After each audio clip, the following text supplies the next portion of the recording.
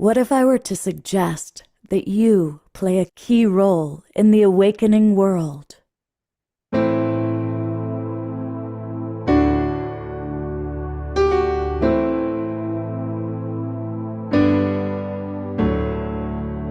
that you are watching this because you have heard the call.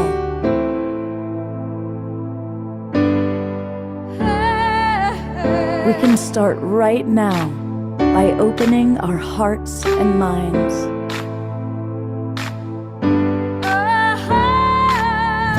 Welcome to the awakening world.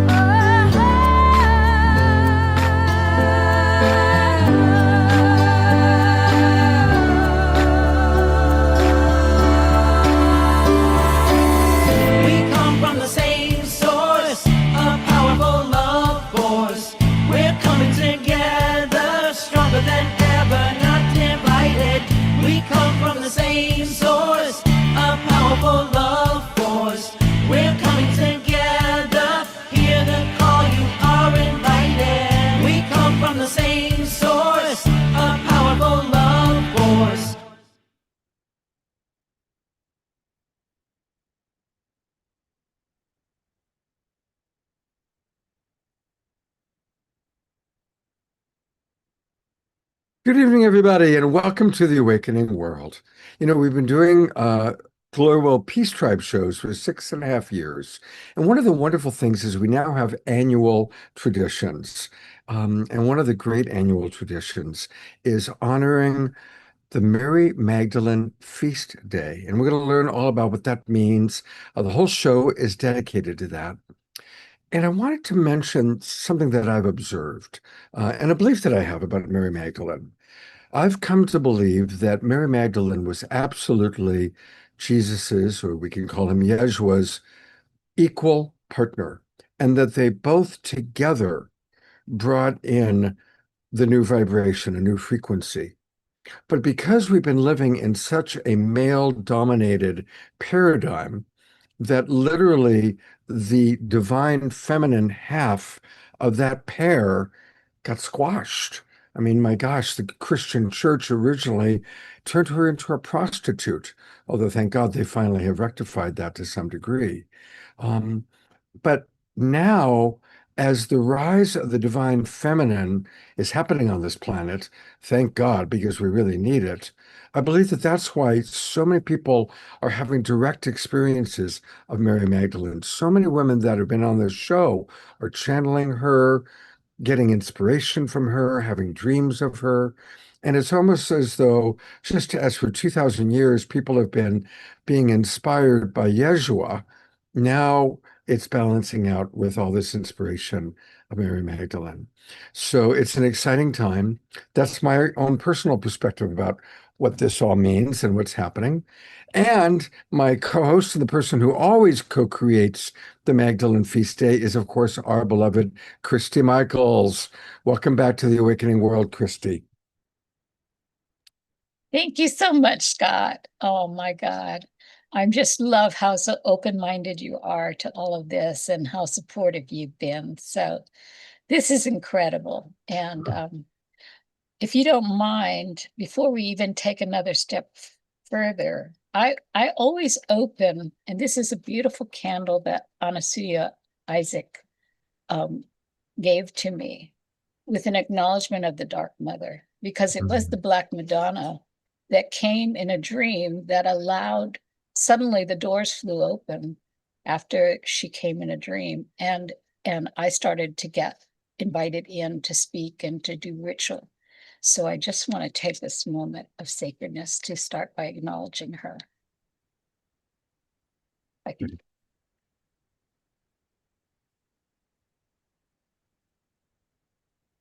Oh, there we go.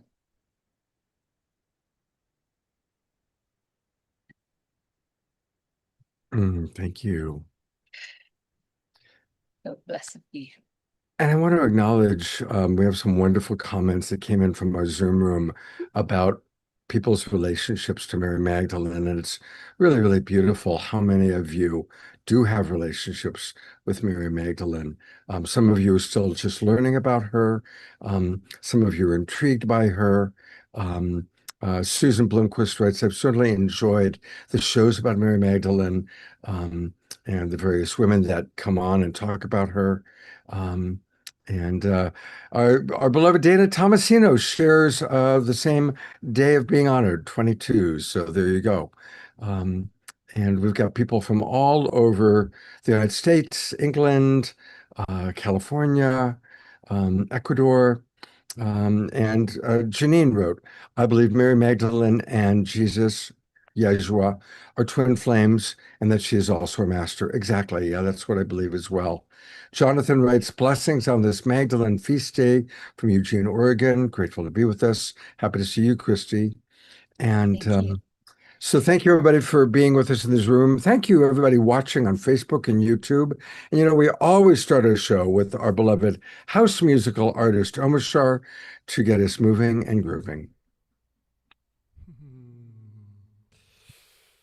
Yes, Mary Magdalene.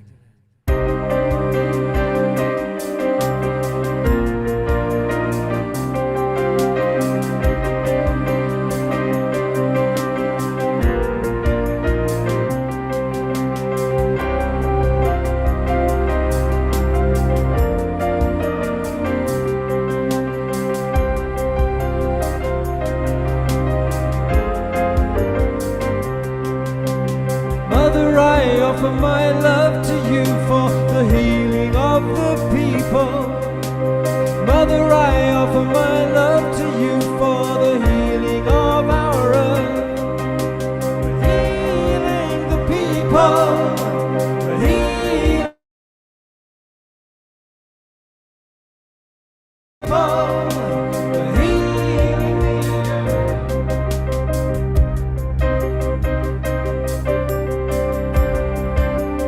Mother, I offer my thanks to you for the life that I've been given.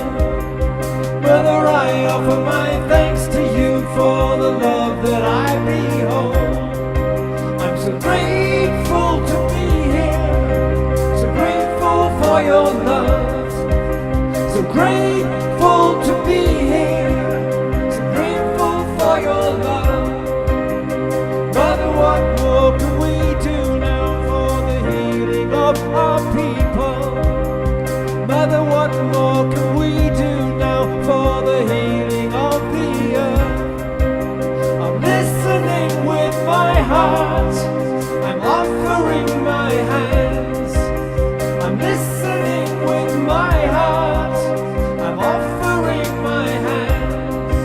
We're healing the people. We're healing the earth. We're healing the people. We're healing the earth. And I'm so grateful to be here. So grateful for your love. So grateful to be here. So grateful for your love. Mother, I offer my love to you for the healing of the people. Mother, I offer my love to you for the healing of our earth. We're healing the people. We're healing the earth. I'm so grateful to be here and so grateful for your love. And I'm listening with my heart. I'm offering my hands. I'm listening with my heart. And I'm offering my hands. Mother, I offer my love to you. Mother, I offer my love to you. Mother, I offer my love to you for the healing of our earth.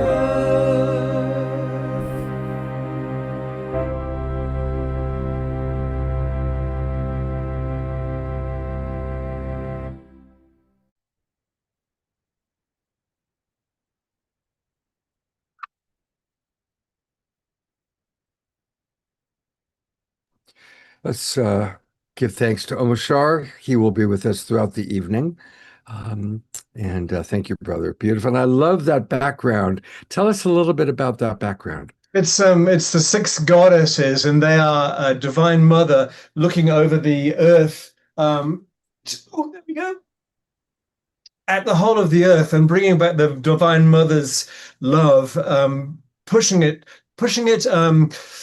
let's say, rolling it out again, because I don't think that any of us really know what true love is. When you finally, for me, I do a daily call to the mother, and to help me reacquaint what true love is, not the love that I thought that it was. And it's amazing. It's almost overpowering, because I forgot in my heart truly how to love, Anyway, whatever. That is my representation of that. And I'm so grateful to be here. Beautiful. Thank you, brother. Thank you. I got so excited at the beginning of the show. I forgot to mention that we are having with us live tonight Dr. Melissa Sophia Joy. We're going to hear from her in a few minutes. And we have pre-records with Elaine Kalila and our beloved Eden Amadora, including a couple of songs from Eden.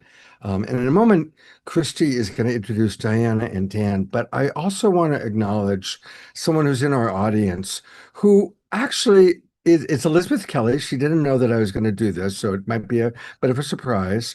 But Elizabeth, you were the very first person that I actually began to learn about Mary Magdalene from. So I just want to acknowledge you as a teacher for myself and so many of us, and for someone who has held this lineage and this teaching so beautifully for so long. So I'm delighted to see you in our audience tonight, and I wanted to acknowledge you. Thank you very much, Scott. And I definitely want to acknowledge you for your incredible commitment to this work. You've been doing this for years. And, I think you deserve lots of acknowledgement. And so does Omashar. Yeah. So you do great programs, even though I'm not here all the time. In my heart of hearts, I really acknowledge both of you and your dedication and love. So you project love. And I also want to jump in, Scott, and contribute to this, because Elizabeth is who got me started in all of this, and she sparked my spark. So in the beginning, there was Elizabeth Kelly, and it was good. Yes, it was good. And it was good. All right. Thank you all. Yes, All right. definitely. All right, Christy, And take happy it to be away. here. All right. Well, I have the great joy and the great privilege of introducing my dear beloved friends, Diana Kelly Morris, the new bride, with her partner, Dan Morris. And they have been such a powerful influence in my life. We didn't even know why we were galvanizing together, but it was all around the Holy Sophia and who and what she is. So I was so drawn to their work and so drawn to their deep dedication. And Dan is the author of a wonderful book called The Divine Spark Within. And he's joined by his beloved wife, who's a ceremonialist and a wisdom keeper and devoted to the awakening of the divine feminine. But talk about devoted. These people are deeply rooted in decades of spiritual practice and on a path of both Eastern wisdom and Christian mysticism. So I really honor and celebrate you guys for your contribution. It's just outstanding. And so anyway, thank you. I wanted them to open to help bring forth what is in us, which is this prayer to the Holy Sophia. So they said that they would do that for me. They just got married and they were so busy, but they managed to make it happen. And we are in for a real treat, because you're talking about source directed, source connected transmission. So hold on to your seats, folks. Thank you. Thank you, Christy. Thank you, Christy. Yes, and thank you for, anchoring all of these feast days for so many years. Yeah. And It's a real honor to be here. And we met at one of your events in 2016. Yes. So Yes. so Diana, who really is an embodiment of the Sophia and the Mary, is going to read a prayer, and she will explain that. But I thought it might be helpful to just give a brief introduction to what is the relationship between Mary Magdalene and Sophia, since the connection is obscure and kind of hard to track down. So Christianity, as found in the Bible, has been overwhelmingly dominant when it comes to stories of Jesus and Mary Magdalene. However, another tradition that grew alongside Christianity in the first few centuries AD, generally called Gnosticism, described how Jesus taught more esoteric or secret teachings, and these were preserved in texts that were later suppressed and largely lost. According to several of these Gnostic texts, most notably the 2nd century Gospel of Mary, Mary Magdalene appears to have been a prominent member of Jesus's inner circle and the disciple with whom Jesus shared his deeper teachings. This was written centuries before Pope Gregory I identified Mary as the repentant prostitute. These early Gnostic writings, in contrast, portray Mary as an advanced practitioner of this path, this way of love that Jesus promoted, and suggests that the relationship between Jesus and Mary extended beyond just being teacher-student or companions on the road. So, on the other hand, Sophia, the Greek word for wisdom, is the name given to a divine feminine being who plays a central role in these mystery teachings. According to the Gnostic tradition, there is a higher Sophia associated with the Holy Spirit who is present with the earliest emanation of creation. And then there is a lower Sophia, or daughter, sometimes called Pistis Sophia, who is the central figure in a creation and redemption story revealed primarily by Jesus in these texts. In this unique story of origins, the divine nature of Jesus, known as the Christ, is paired with Sophia in a cosmic drama of love and restoration. And Christ Sophia work together to seed and awaken the divine form within humanity, known as the Anthropos. In the largest of the Gnostic texts, the Pistis Sophia, Mary Magdalene speaks extensively about Sophia, and Jesus praises her as one who has fully grasped these mysteries. He tells her, "Mary, blessed one, whom I will perfect in all mysteries, speak openly. You whose heart is raised to the kingdom of heaven more than all of your brethren." From this, we can see that Mary Magdalene is an embodiment of Holy Sophia. Sophia is the divine mother, and Mary is an astounding example of how we all can step into our divine nature and awaken to our higher potential. Together, the historical Mary and the cosmic Sophia, paired with their divine masculine counterparts, serve as way-showers, guardians of the mysteries, and midwives to the next stage of human spiritual evolution. Thank you. Thank you. All right.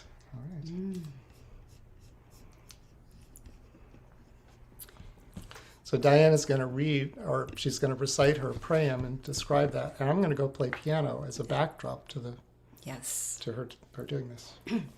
So just a brief description of what a prayam is. It's where prayer and poetry meet. Each prayam is an invocation and a blessing. To me, they are a sacred conversation, a dialogue between the human heart and the divine. I write them to be spoken out loud, often with music, as Dan will be playing the piano, because something changes when they're spoken out loud and they become something we enter, and the music assists with that process. They invite us into the quiet space between the words, where the silence becomes part of the prayer. So as I speak and Dan plays, I invite you into that quiet space between words, to listen with your heart and allow the words and the music to work through you, speak to your own soul, and just help you meet the divine within yourself. You may want to close your eyes and just fully receive this transmission.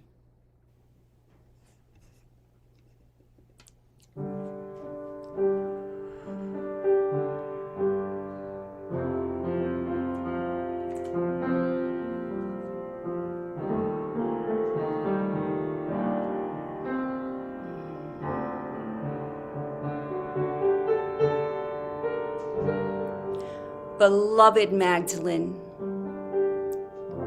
daughter of Sophia, you walked the ancient paths with a spacious heart. You listened with wisdom. You kept watch. You trusted that love was at work, even when all seemed lost. Sophia found a home in you. She whispered through your listening, breathed through your compassion, and wrapped herself in your courage and unwavering devotion. Wisdom came alive in you. You became a teacher, a prophetess, a witness, a living testament that true authority is born through intimacy with the divine, through gnosis. You ask the harder, deeper questions. You welcome the mysteries that can only be fully known by entering them. Your soul became adept at the language of spirit, prophecy and revelation, a daily practice. You became the apostle of the apostles, a witness and a carrier of Christ Sophia. Your voice flowed like a river from the mouth of Holy Sophia. Her wisdom, a steady rhythm, beating your heart with coherent vibrations of love. Your life, an invitation, a roadmap for awakening and embodying the divine within.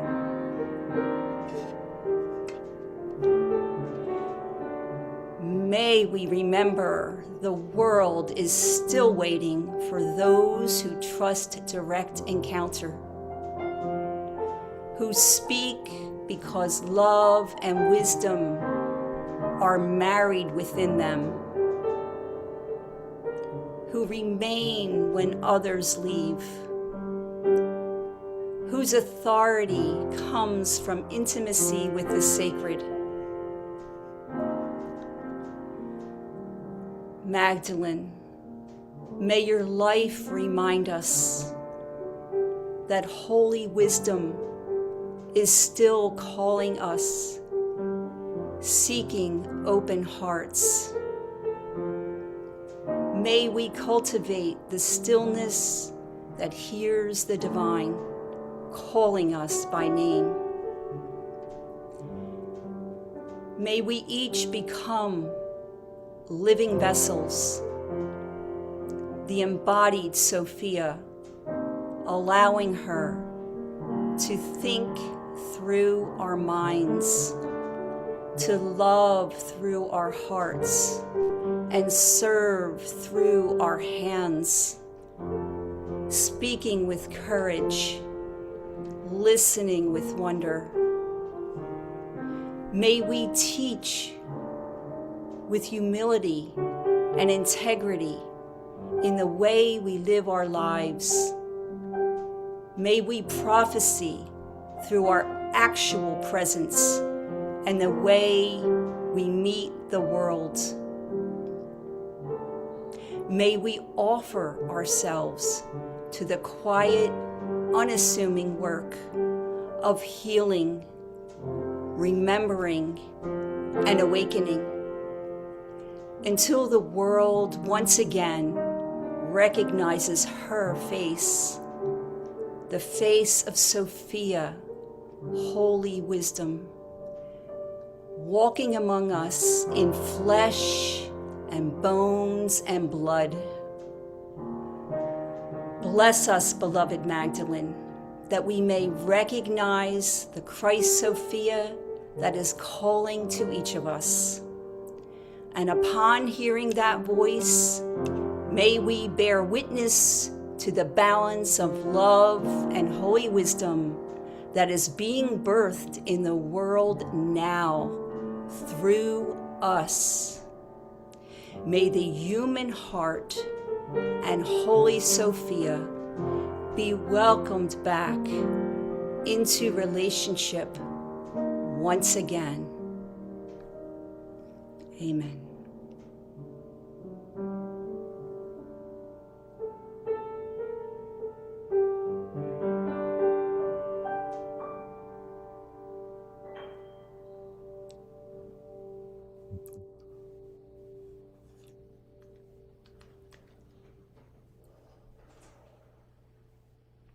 Just take a moment to breathe all that in. A beautiful, beautiful invocation.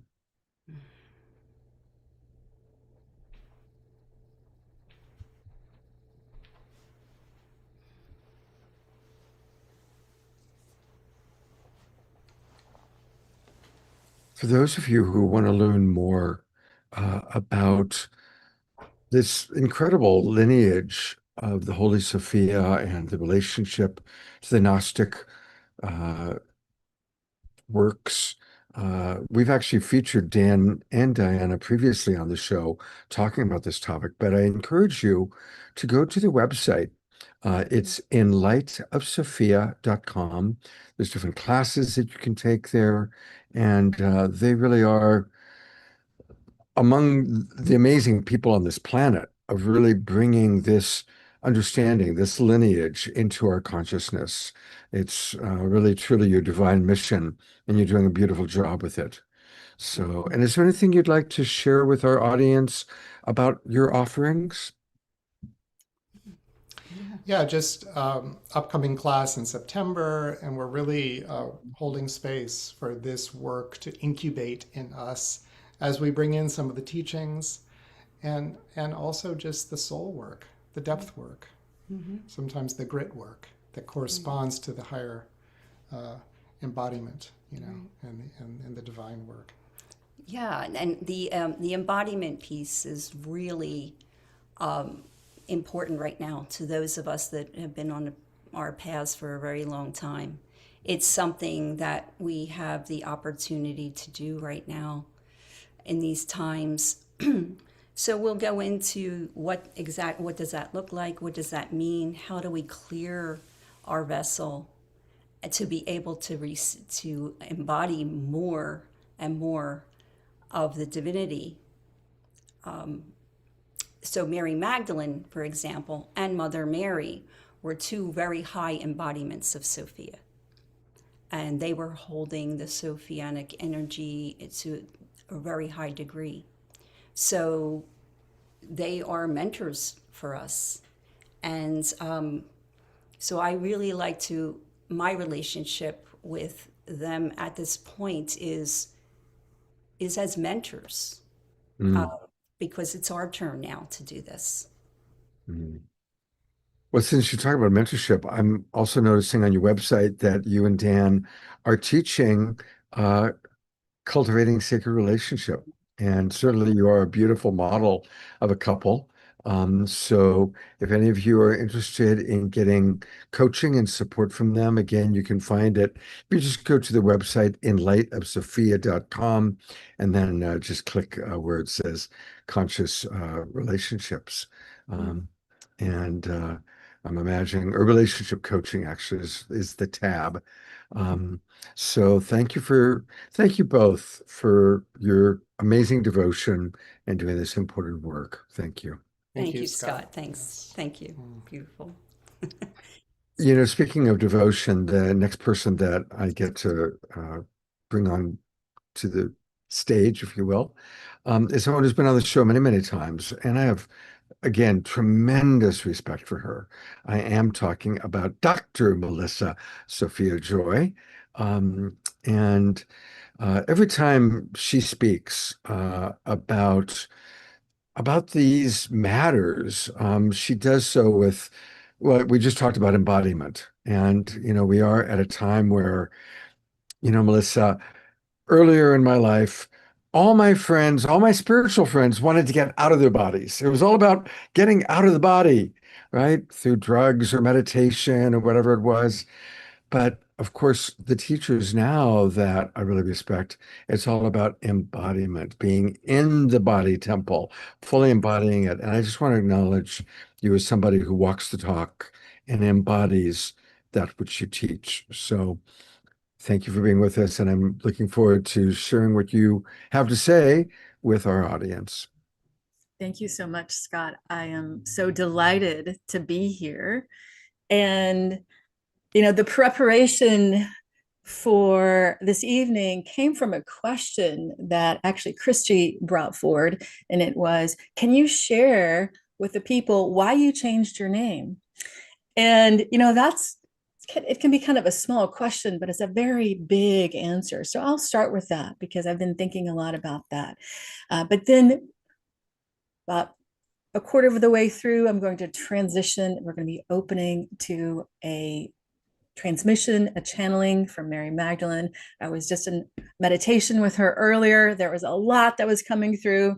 So I'm very excited to see what actually comes through today on her feast day. So the first thing I want to drop into is that what we're talking about here this evening is the embodiment of Sophia. And I just want to say thank you, Dan and Diana, for doing such an impeccable, amazing job of opening us to what that means and how Mary Magdalene embodied Sophia and how we are being invited now to embody this energy at a deeper level. And I'm just going to share a little bit about my background and how I got here and how I actually changed my name to Sophia. I have a mystery school called Sophia Healing Academy. Why did I do that and what's up with that? So many years ago, this path opened to me through mystical revelation, multiple levels of mystical revelation. One of the big things that happened to me is that I was awakened in the middle of the night with a vision of Yeshua and Mary Magdalene. They told me it was time to remember and then to share with others what I remember. And at that point, I didn't know what I was going to be remembering. But a few days later, Mary Magdalene started coming to me in my meditations and teaching me this very powerful practice that later on I discovered through more visions and rememberings that I taught as an early Christ teacher before Rome got involved. And, you know, when Mary Magdalene was alive and afterward.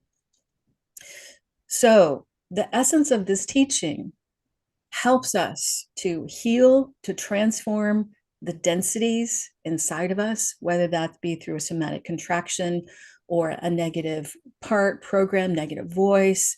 Basically, what I've been shown is that our ego contractions keep us from remembering who we are, remembering that we are divine humans.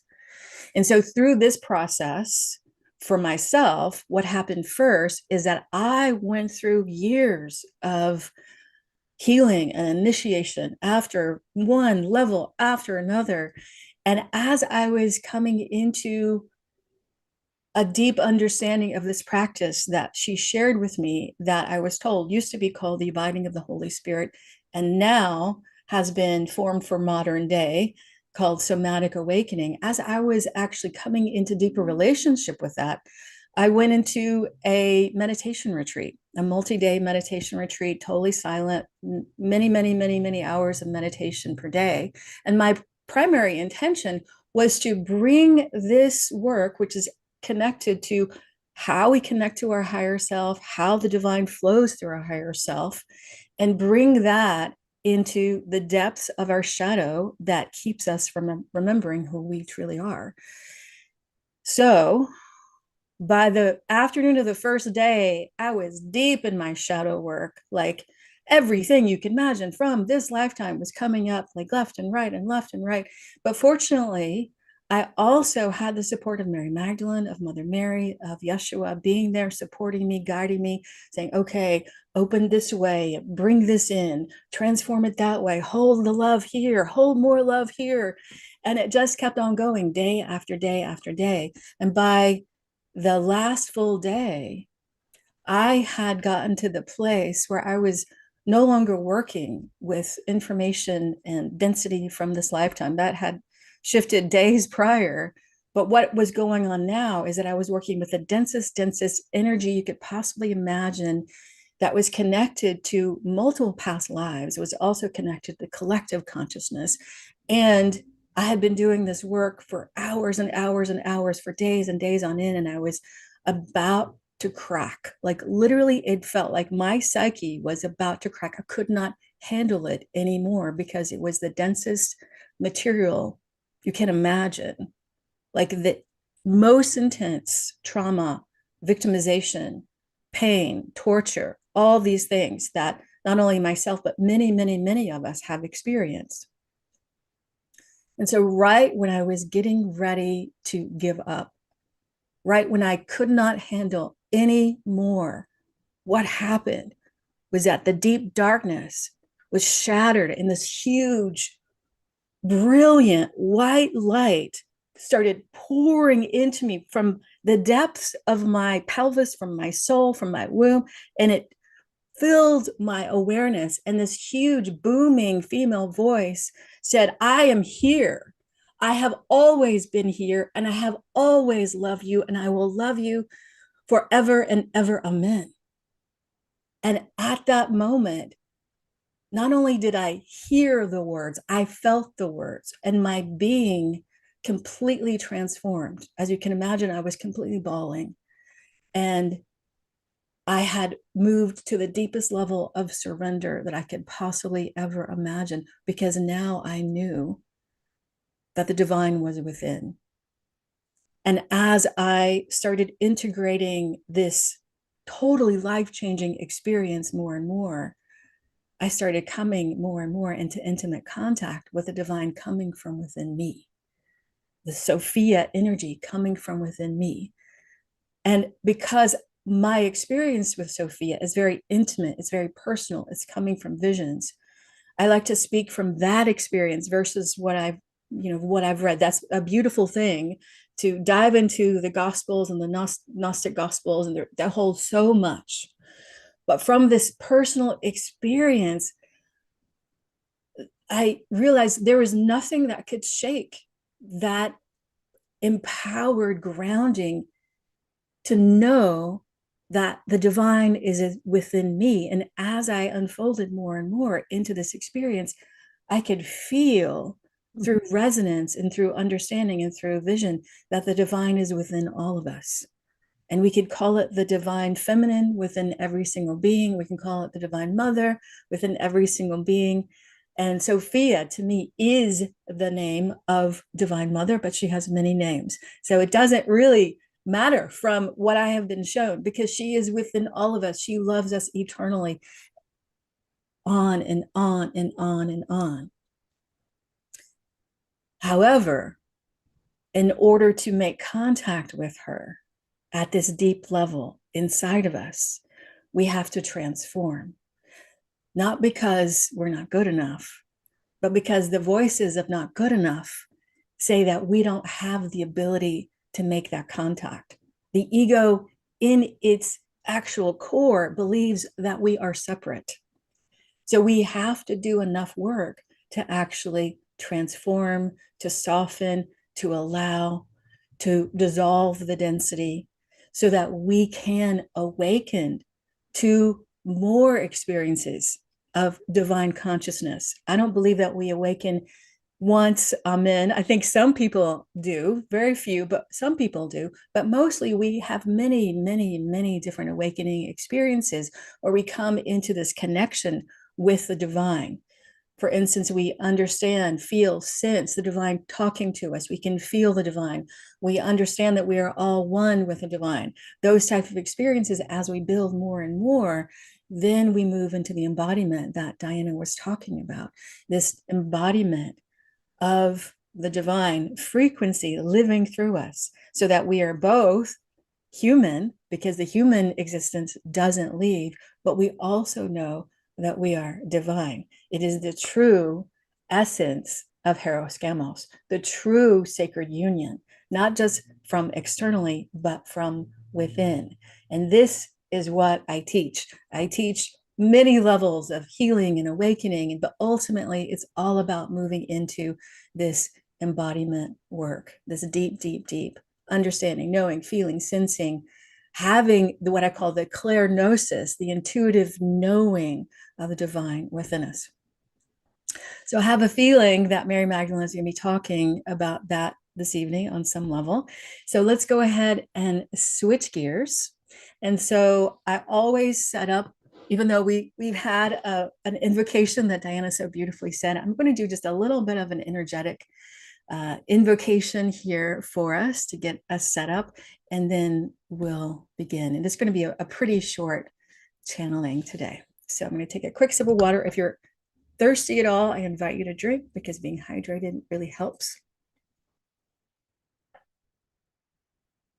you receive the energy.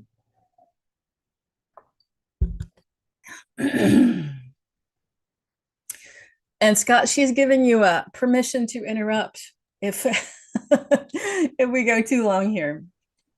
All right, so I invite you to go ahead and close your eyes if you'd like.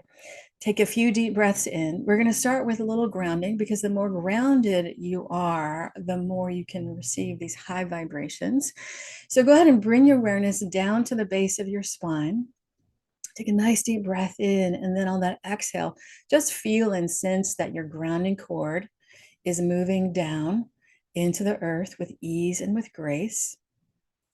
Because we have a time frame, we're going to move at a pretty quick level here. So just feel your awareness moving all the way down, connecting into the core of the earth. Take a moment to click in there, connecting into the center of the core, what I call the heart womb space. Feel yourself there being held in this love and nurturing recalibration. Take a deep breath in and out. And then on that next inhale, go ahead and bring your awareness all the way back up into your feet, calves, thighs, the base of your spine, and feel your awareness now moving into your heart space, just allowing your heart to relax, to move into this spacious coherence. And from here, let's set the space even more. From here, we call in Supreme Being, Divine Mother, Divine Father, all that is between us and around us, holding and consecrating this space as safe, sacred, and holy. We open the channels for the highest connection, the highest unification with beloved Mary Magdalene. I open this channel specifically for you now, dear mother, teacher, mentor, friend. So I'm going to be quiet now, and the next time I speak, we're going to be in transmission.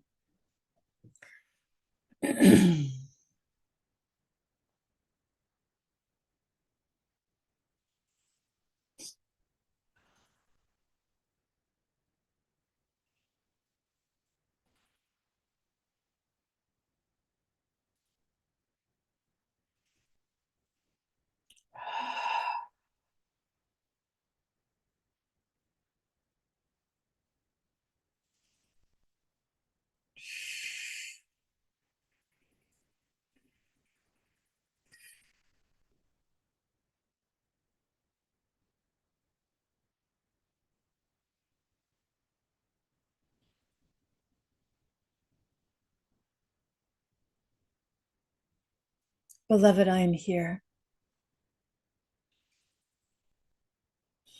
The first thing I want you to know is that I am with you, each one of you, individually, whether you're here live or watching later.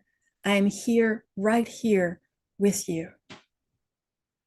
I invite you to feel me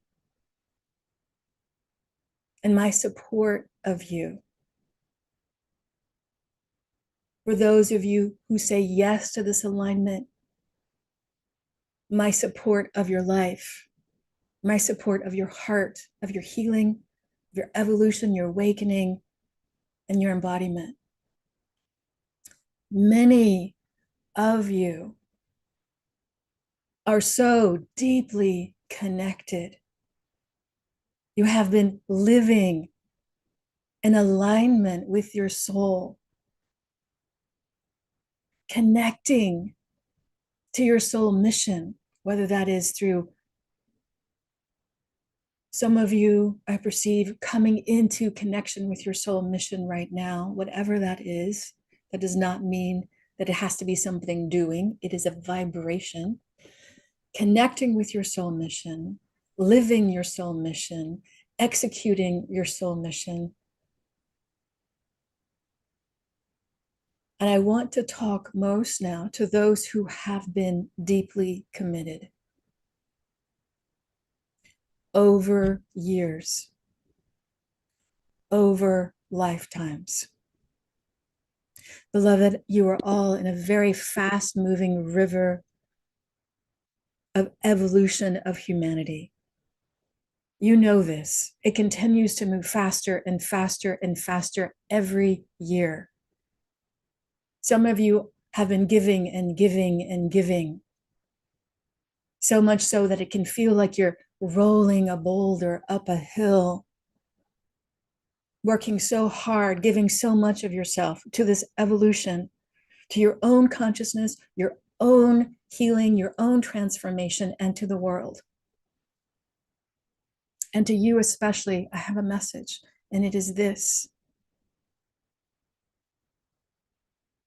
This point in time, this juncture of this divine awareness that you have lived, that you have awakened to, that you are opening to, and this intention of bringing it to the world, however you do that, and all the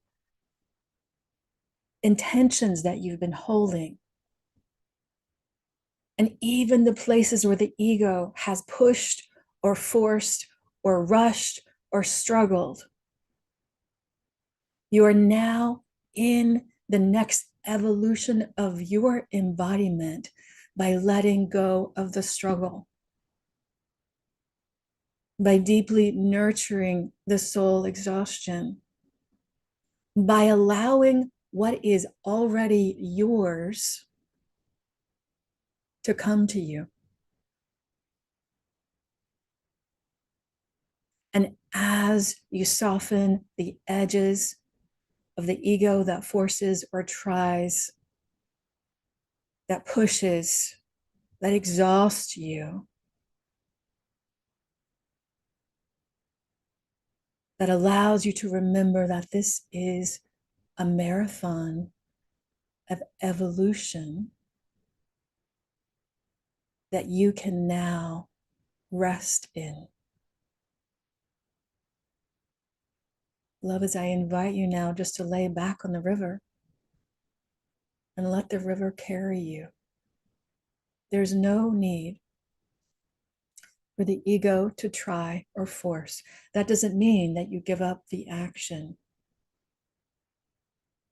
What it means is now you step deeper into this embodiment of the divine that carries you. So you can soften into this relaxation. You can feel what it's like just to lay on your back in this buoyant waters of the divine, to be carried into what is already yours. The love, the wisdom, the abundance, the success, and all that your soul is calling forward, all that you are. The manifestation of the soul mission is completely aligned with this next level of divine embodiment.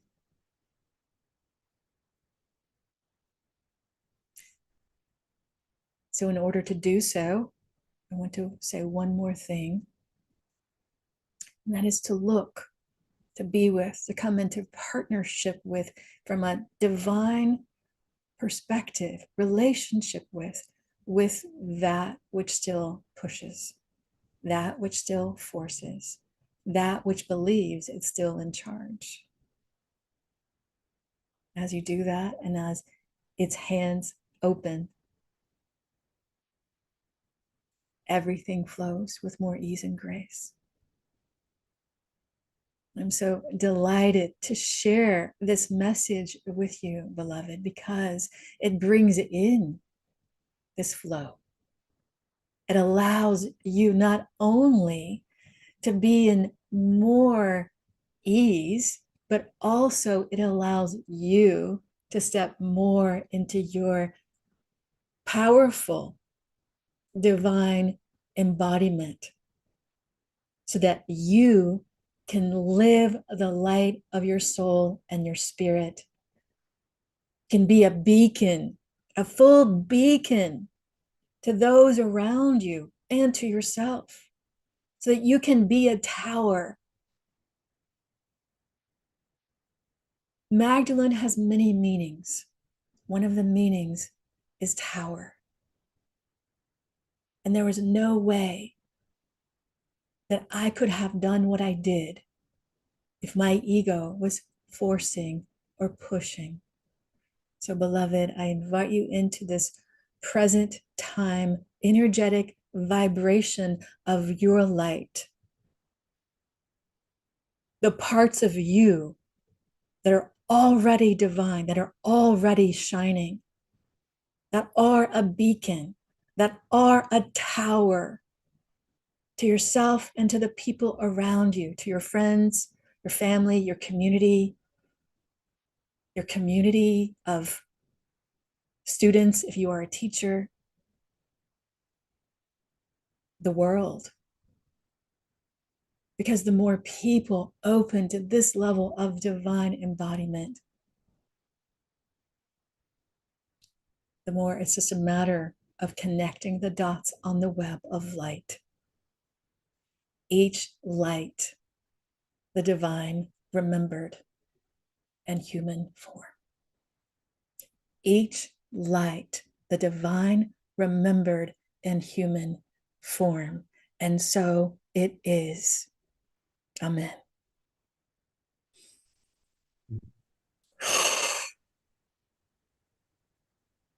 To go to gallery view and give Dr. Melissa a chance to come back into her body. And I actually want to show people her beautiful, beautiful website. And there's some really wonderful gifts here for us. Her website is somatic-awakening.com. Somatic-awakening.com. And I encourage everybody to go there right now and put in your name and your email address, as she's got 4 golden keys to healing, which is a gift that she provides. It's an ebook, so as soon as you do that, you immediately get it and you can download it. And Dr. Melissa, are you back I in am your back. body? I am back. So tell us a little bit about this beautiful gift you're giving to us.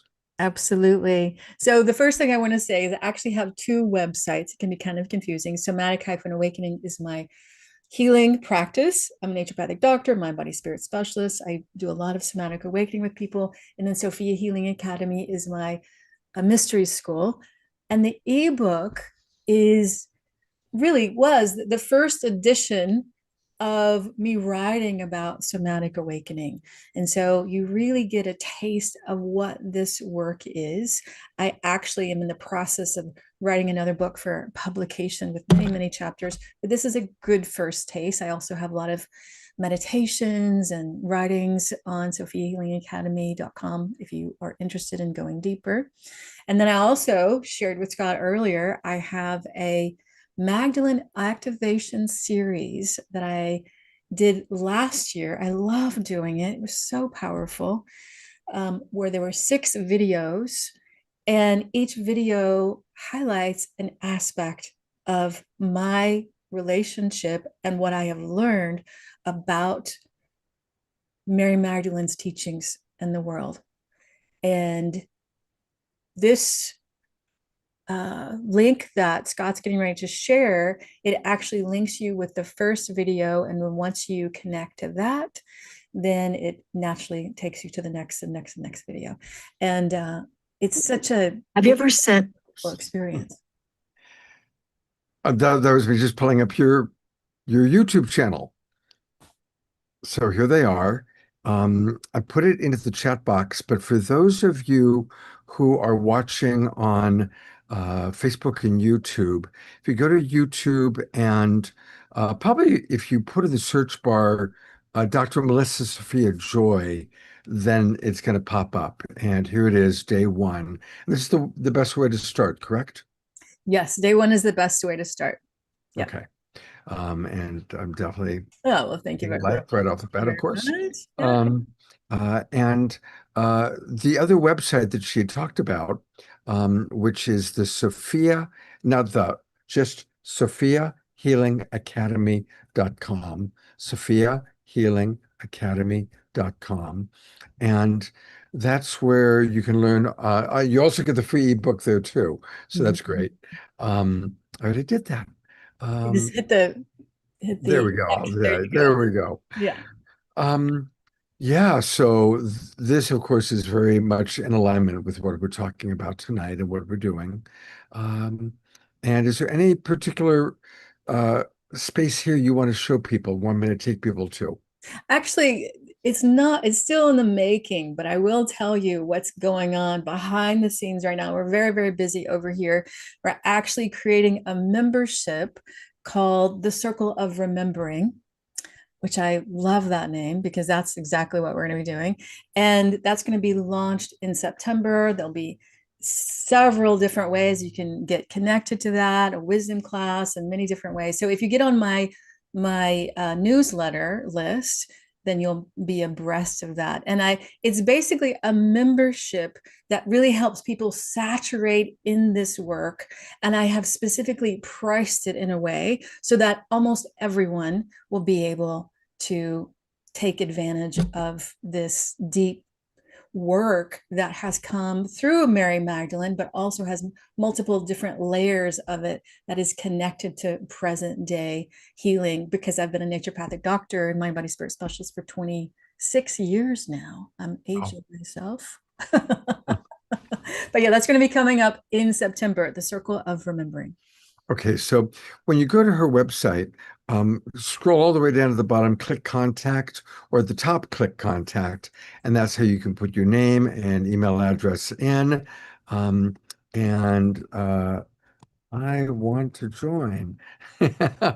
And definitely make sure you put your email address in, or give her your email address so you can stay updated on all the wonderful things that Dr. Melissa Sophia Joy is doing. Thank you for that beautiful channeling. Thank you for the beautiful awareness that you're bringing to us. And we're going to play a song that really fits with what we just experienced from her. Our beloved friend Eden Amadora was originally going to be the co-host for tonight's show.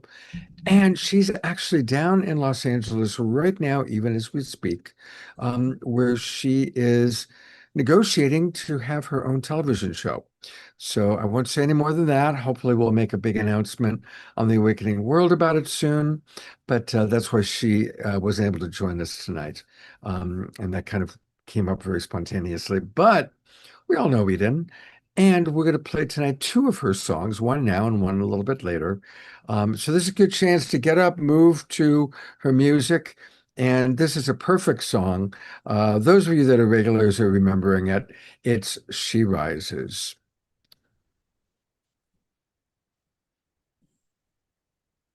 Drink deeply from her well. She rises from the darkness to break an ancient spell. She hands us our hearts back, new stories to tell. She rises, she rises, she rises, she rises, she rises in you, she rises in me, she rises like the sun, and she rises like the sea, a phoenix from the ashes. She rises from the flames, breaks us from our bondage, and frees us from our shame. She rises, she rises, she rises, she rises, she rises, she rises, she rises, she rises,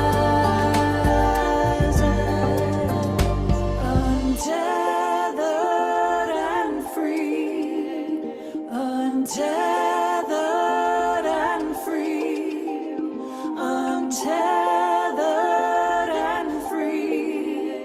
We rise as her wings, untethered and free, untethered and free, untethered and free. We rise as her wings, we rise as her wings. She rises, she rises, she rises, she rises, she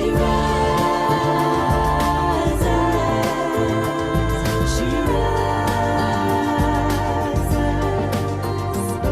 she rises, she rises, she rises up, she rises, she rises, she rises up, she rises our truth, she rises, she rises.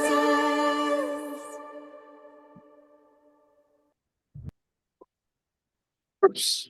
Uh-oh.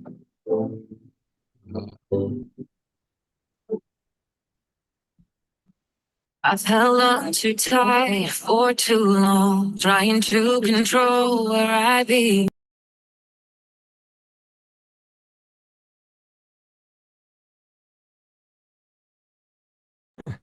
It rolled right into another song there.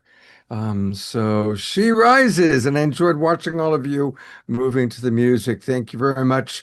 Beloveds, Dia, Melissa, Bonnie, Lorna, Elizabeth, all of you who were rising. Thank you so much.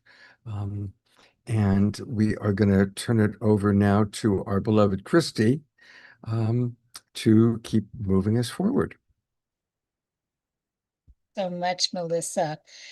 That was quite extraordinary. You know, you could just, even the first words of Magdalene spoke, the energetic of it. I just felt my whole heart soften, my whole heart open.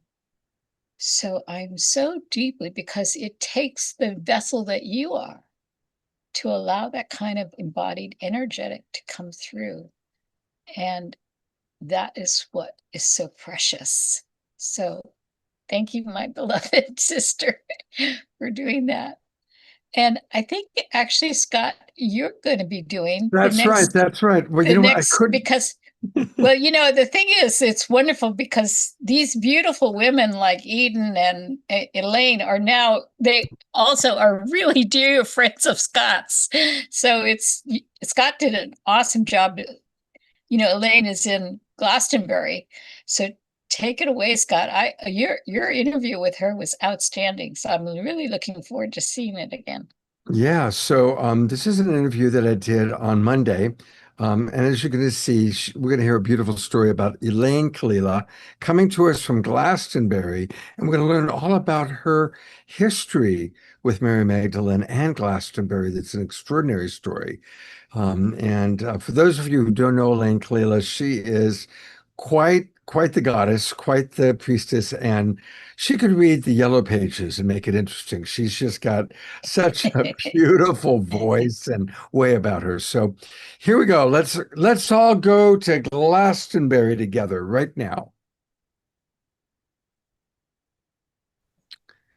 This is really exciting. We are with Elaine Kalila, who's coming to us from Glastonbury, England, which when I've been to Glastonbury, it's always been some of my most profound moments. And I'm sure this is true for many of you who've had the good fortune to be there. So welcome to our program again. It's always a pleasure to have you with us. And of course, tell us, what does Mary Magdalene mean to you? And is there anything, as you carry the Glastonbury energy to us, that you'd like to share? Yeah. Wow. Well, what an honor to be here. Thank you for the invitation, Scott. And Glastonbury is one of my favorite places on the planet, also known as Avalon, where the veils, the mists part, and it's an incredibly powerful land here. And I've been coming here every year for the last 15 years. I'm originally from the UK. I now live in the US, but has to be one of my top places on the planet. And this place really holds the energy of Mary Magdalene for me. Obviously, there are many spots on the planet, including obviously France and Scotland, which I'm about to go to, by the way. I'm leaving tomorrow on a pilgrimage to Scotland. But there's this power that's in the land here. And there are two springs that run through Glastonbury. One's called the Red Spring, and it's the home of the mother. And it literally comes out of the earth as red iron oxide, and everything around it turns red. And right next door is the White Spring, which is understood to be the masculine energy, the Christ energy, if you will, the Magdalene and the Christ. And the two ley lines that run through Glastonbury are known as the Michael and Mary ley lines, and they actually run from deep, deep south in Cornwall all the way up through Somerset over to East Anglia. So it's a power spot, right? So 15 years ago, I was here on a personal pilgrimage at that time, and I was staying in the Chalice Well Gardens, which is an incredibly sacred space where they tend the waters. And, you know, if we think back through history, or what I should call her story, there have always been the Grail Maidens, the Chalice Maidens, the ones who were the priestesses of the waters, right? The priestesses who tended the waters to keep them sweet, and waters we understand to carry our prayers and our blessings, to amplify that onto the planet, but also where we come to receive healing, right? We think about the healing waters all over the world where people come for miracles. So that is what the Chalice Well Gardens are. Well, I had my own miracle happen at the Chalice Well Gardens. I was up one morning very, very early, around, I don't know, 5 a.m. It was just, the light was just coming up, and the birds were singing in this way that they do in the English countryside that's just sublime. And I was sitting right where the wellhead is, and it's got a beautiful sacred geometry of a Vesica Pisces on the well lid.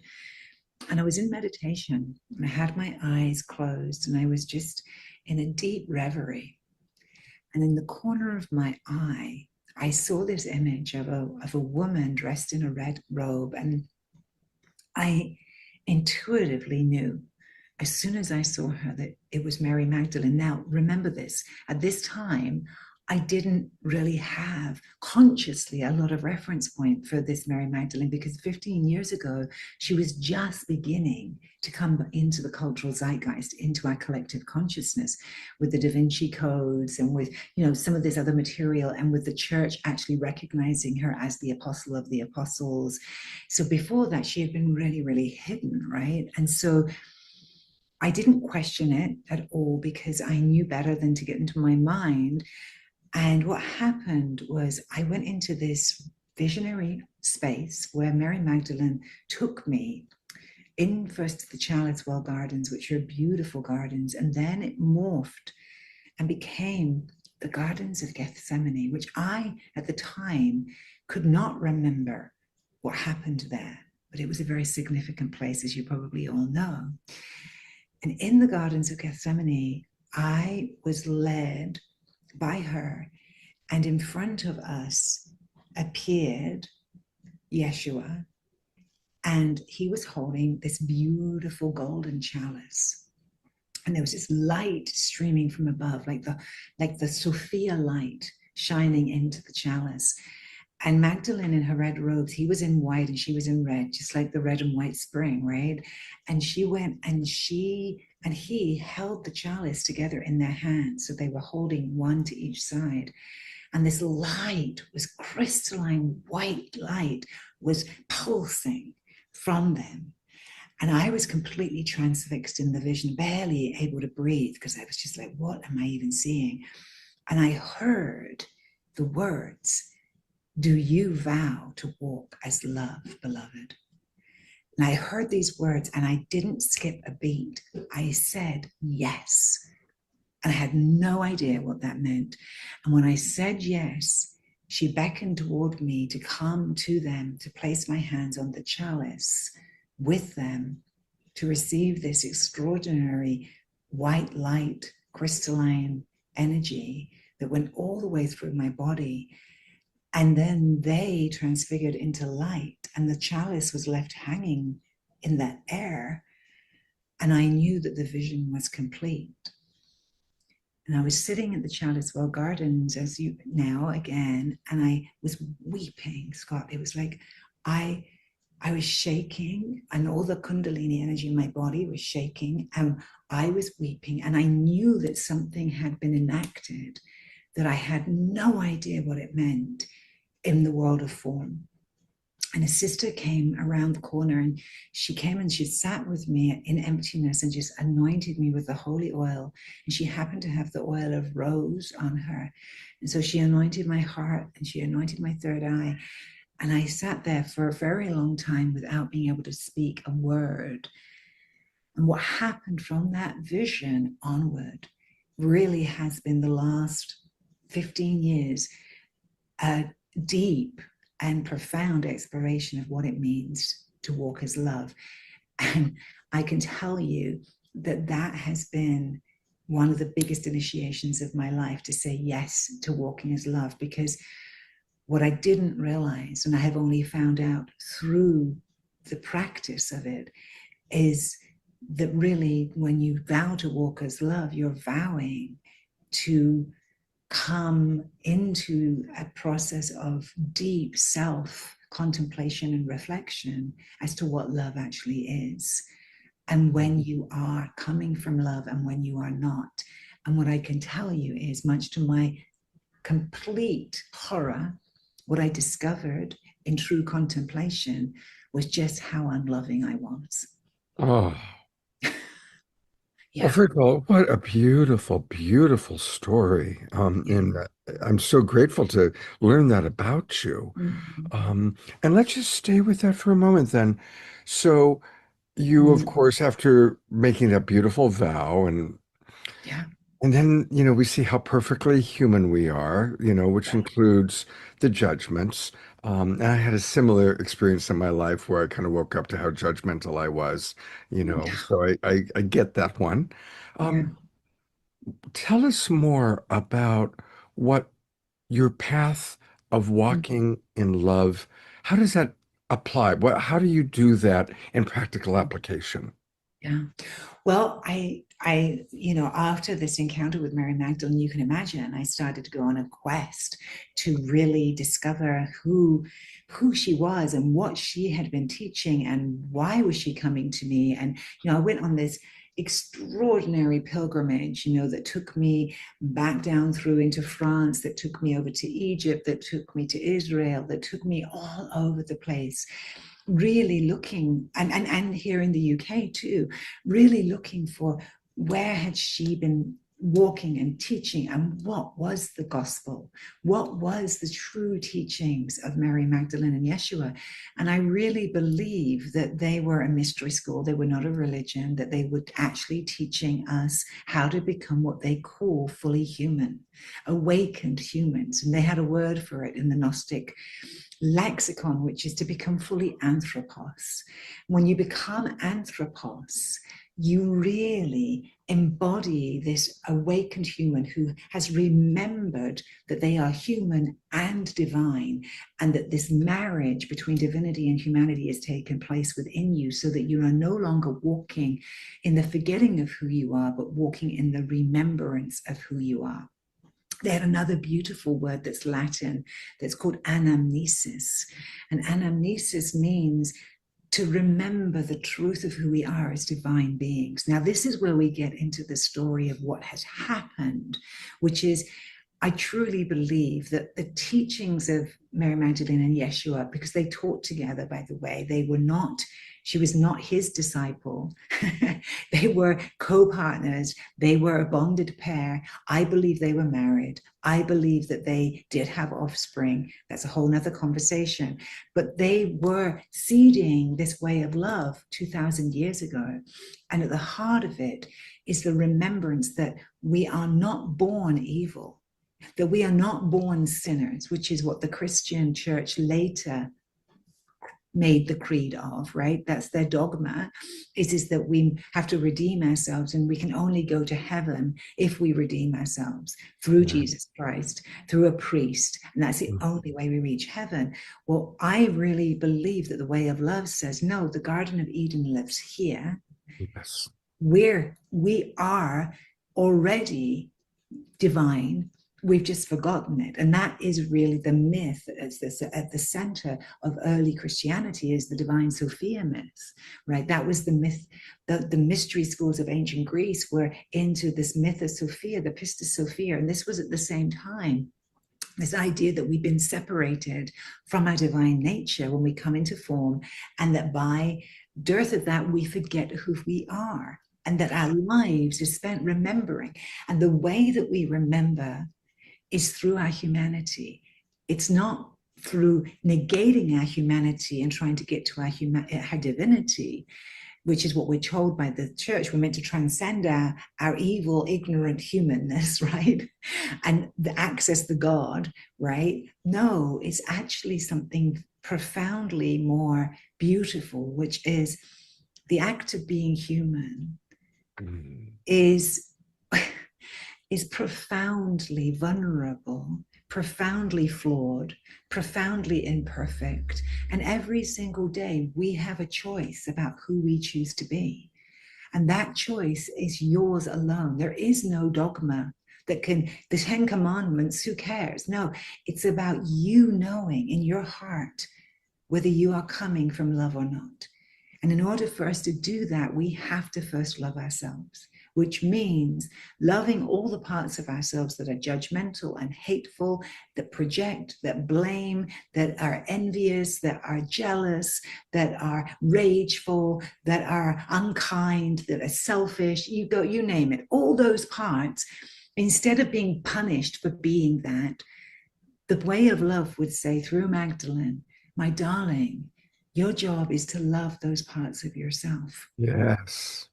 Because in loving those parts of ourselves, we actually bring that divine love into human form, because unconditional love is divine love.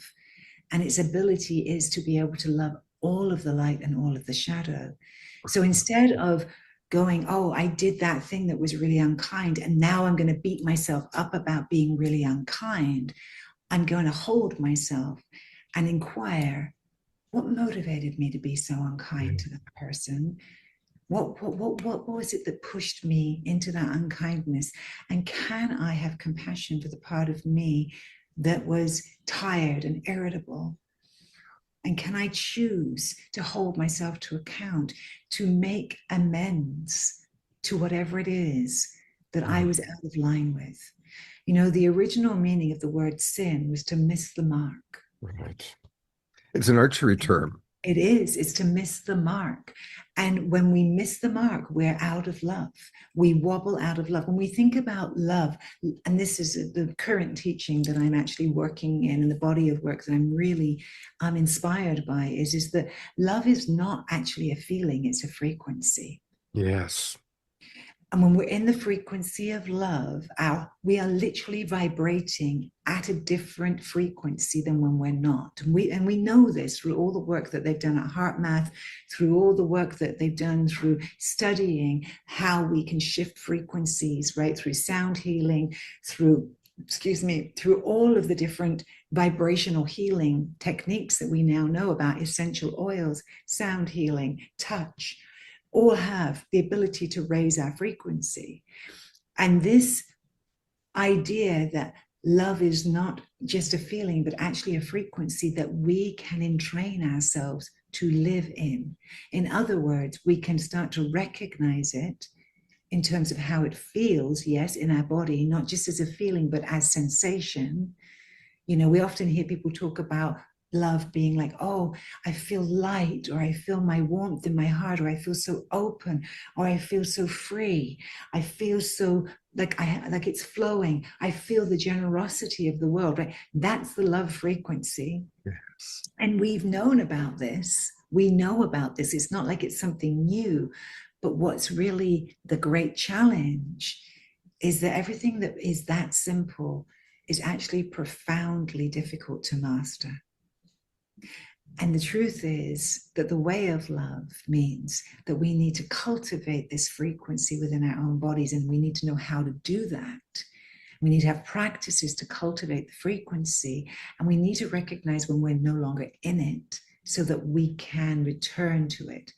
And when we're no longer in it, the biggest piece is to not go into a process of self-blame or self-negation, because that takes us further out of the frequency of love. And it's not that we don't hold ourselves to account, Scott, because we do. And being accountable is very, very important in this path, because I am accountable to my higher power. I'm accountable to the divine within me. I am not accountable to anything outside of me. It is me with me. And it's taken me a very long time to really soften myself, to recognize the places inside of myself that I have judged and hated and loathed and pushed away.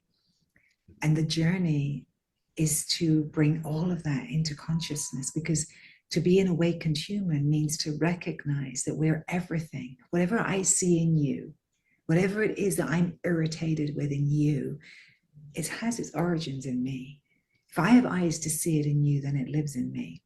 Yes, absolutely. There's only one of us here. Right. Oh, and I'll tell you a little joke about that. My beloved, who is very, very funny, said to me when he first met me, and I would say, there's only one of us here. He turned to me and he said, well, if there's only one of us here, darling, it might as well be me. That's good. So you can use that one. Feel free. I will use that one. That's good. Quite a funny one. Yeah, that's beautiful. And so much of what you're saying, I really love. It's always wonderful hearing teachings from a different point of view that's all the same in a sense of what we're learning about that love is a frequency, and learning to love all the different children that live inside of us. And we love all of our children, even though, we recognize that each child has certain behaviors that, have hurtful consequences, but we still love the child. Um, my motto is how perfectly human, because we all are perfectly human. And that's my motto. Exactly. Yeah. Exactly. And one of the things that I've really come to is this path is really seeded in me. And I believe this is what truly I believe in every part of my being, that this is what they were seeding 2000 years ago, that we're finally now ready to receive. And people say to me, well, Kalila, how is that so? Because the world appears to be like rocking on its axis in terms of the demise and the final death throes of the patriarchy and the final death throes of these corrupted, awful, horrifying players that we've got going on right now in our world. And I'm not going to name names, but we know what We know we're who looking. you, yeah, we know. We know who I'm talking about, who seem to be anti-life and anti-love and anti-anything that any of us would want to be associated with. And what I would say on this feast day of Mary Magdalene, on this potent day of her, of recognition of her, what we're really being called to recognize is, yes, we're going through a dark night of the soul. This is true. There is no doubt in my heart that that's what we're going through as a collective. However, what's also real is that in the darkest night, in the darkest hour, that is when the light appears. If we think about how revelation happens through the epiphany or the moment of awakening, it's always in the darkest moments. And it's always when we've almost given up hope. Yeah. For any one of you who's been through a dark night, and I believe we all have, yeah. Right? And they're all different, but you'll know it. And individually, you know that when we go through that, there are moments where you feel so bereft and so lost and so hopeless that you can't believe that it could ever change. And you can't imagine how you're ever going to find your way back to a place of the light, right? Well, that's where we are as a collective, which is why I believe the Magdalene is here so strongly now, holding the lamp. You know, the name Magdalene is a title. We all know that. And as is Mary, in fact, Mary meaning priestess or sea priestess or ocean priestess, right? Of the ocean, the oceanic priestess, the mother, Mary, and Magdalene meaning the great tower of strength or the lighthouse. She who carried the light, she who tended the flock, she who led the light through the darkest of nights is here now. Why? Because we need her light. We need her fierceness. And my experience of Mary Magdalene is she is not the penitent whore that we've been fed. Of course not. Of course not. You know, that's what they did to her. That's the number that they did to her in order classic patriarchy. Classic totally. Toxic patriarchy. Totally. Who she is a powerful, extraordinarily fiery, compassionate, tender, wild energy, in my experience, is of her being kind of bossy and intense. Like she's not somebody, an energy that we don't recognize when she's coming through us. And what I really believe is happening is we've had Mary Magdalene, the woman, we have her story. She was a real woman and she really left a legacy for us. But she wasn't just the woman, because Magdalene isn't one woman, just as Christ wasn't one man. To be Christed means to be the anointed one, right? As the Messiah also means the same thing. So there have been many Christed beings. In fact, we are all walking as Christed beings, awakening the Christ light within us. This is the whole thing that we have not been able to access because the church made it heresy, and they murdered millions of us women in the Dark Ages, in the witch hunts, for carrying this knowledge. They murdered all the Cathars who were carrying that holy bloodline of Mary Magdalene's teachings and Yeshua's teachings, right? So everything had to go underground because it wasn't safe for us to be here. But guess what? This is rising within us now. Magdalene is rising within us now because we are ready. Consciousness is shifting very, very fast now. We are ready to awaken these ancient codes that tell us how to give birth to heaven on earth, how to give birth to a new earth. And we're all in this together. We don't give birth to a new earth by pretending the old one doesn't exist. That is the gift that Mary Magdalene gives us. She was a miraphor, and a miraphor is known as one who tends through anointing and helping those who are passing over pass over. You know, the one story that's present in all the canonical gospels, Matthew, Mark, Luke, and John, right? There's many more gospels out there, my darlings, that are the Right. ones. The But Gospel of Thomas, the Gospel. Right, Philip, the Gospel of Mary, all of the rest of it. But the four that we know of, Matthew, Mark, Luke, and John, right, that were the canonical agreed upon gospels, there is one story and only one story that appears in all four. And that is the anointing of Yeshua by Magdalene. Not even the nativity is in all four, right? So we have to ask, why would they have kept that story in if it wasn't one of the most important acts and rites of their mystery school? The act of anointment is the act of conferring spirit into the body. It is the kiss of spirit in the body. It is the awakening of the divine self. When Magdalene anointed Jesus of Nazareth, he became Jesus Christ. That is a very, very powerful story. And the reason I'm telling you this is because not only was he not the only Christed one, she was not the only Magdalene. She's the one we know about. But there have been many others who have carried that light, the divine light in the dark. And so we have to ask, what is the Magdalene as a collective? Well, the Magdalene as a collective is a frequency through which we choose to live as love. That is our doctrine. And I say doctrine, not dogma. The doctrine of love is that it lives within inside of you, and the journey to understanding what love is our human life. It's every choice point that we have. In every single moment, we can choose love or not. And that is divinely human. There's no other creature on this planet that has that conscious choice. And it is our conscious choice that is our sovereignty, because nobody controls my choices. You can't make me be something that I am not.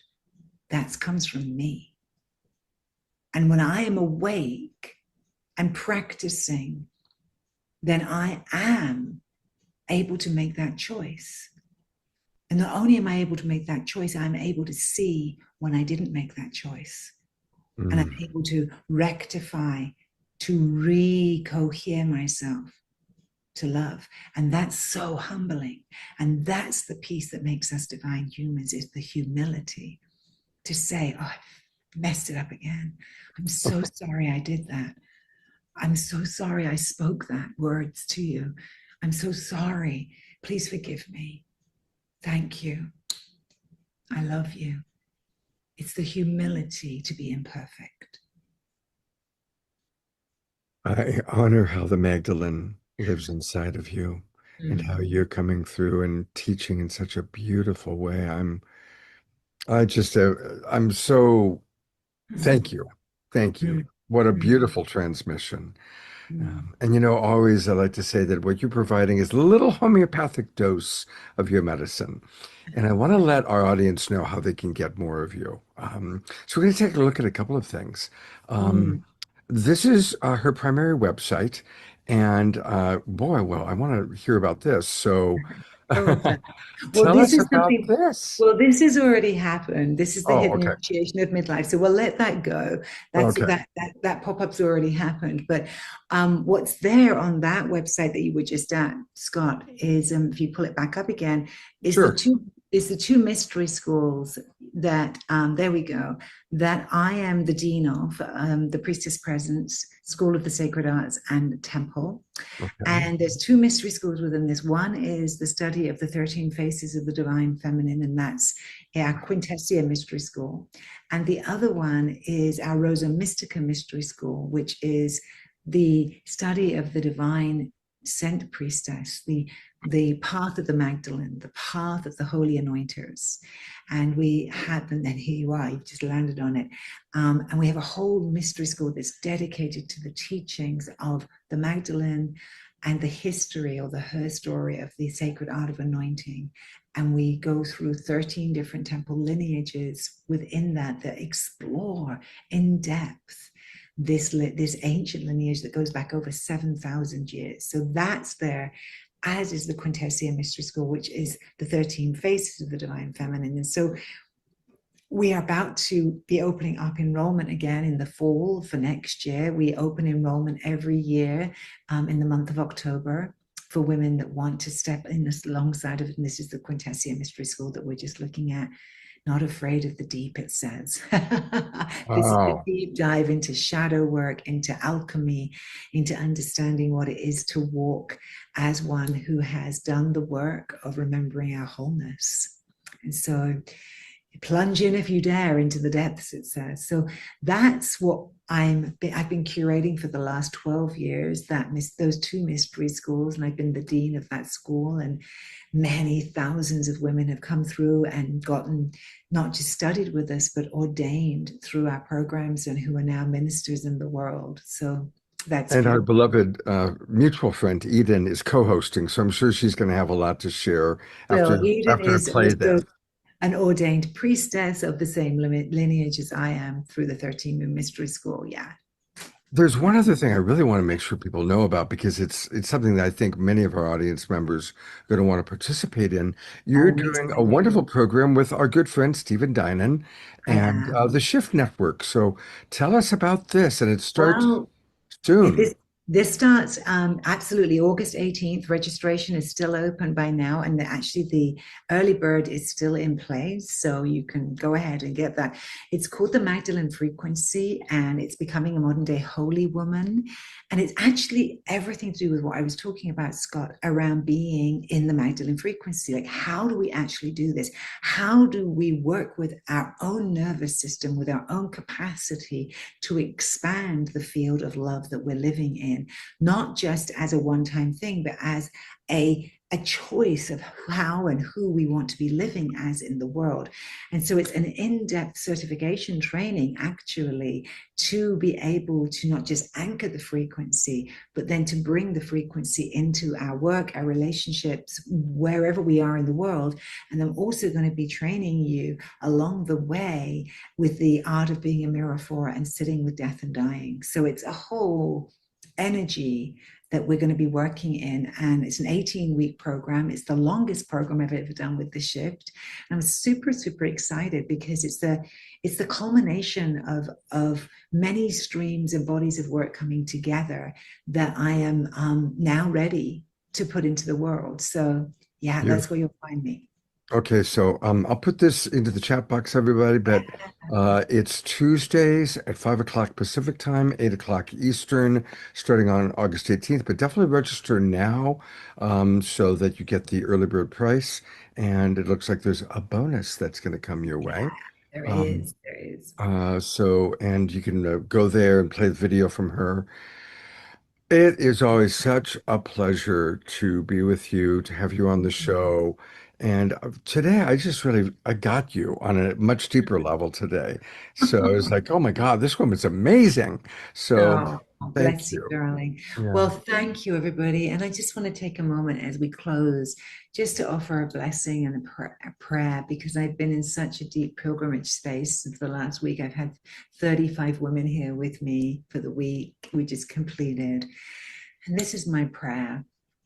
On this Magdalene Feast Day, ask us to sit inside the prayer that says we live in a field of miracles, that miracles are possible in every moment, and that you are a living miracle, and that whatever it is that your tender heart is calling forward as a healing for yourself, for those you love, for the world, today is a day to bless that prayer and to see the miracle as happening already, to call it forward, to understand that miracles are simply our willingness to step out of the mind's sense of the impossible, to open to the miraculous that is all around us in every moment. In every moment, it is possible for something to happen that previously you thought was impossible. And I really want to hold that with you all, because we are living in impossible times.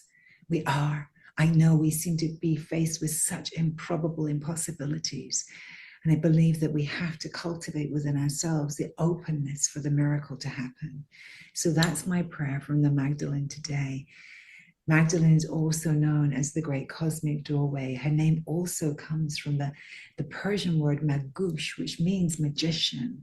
Mag, magician, right? Miracles and magic are afoot. And what were Yeshua and Magdalene known for? Miracles. Yeah.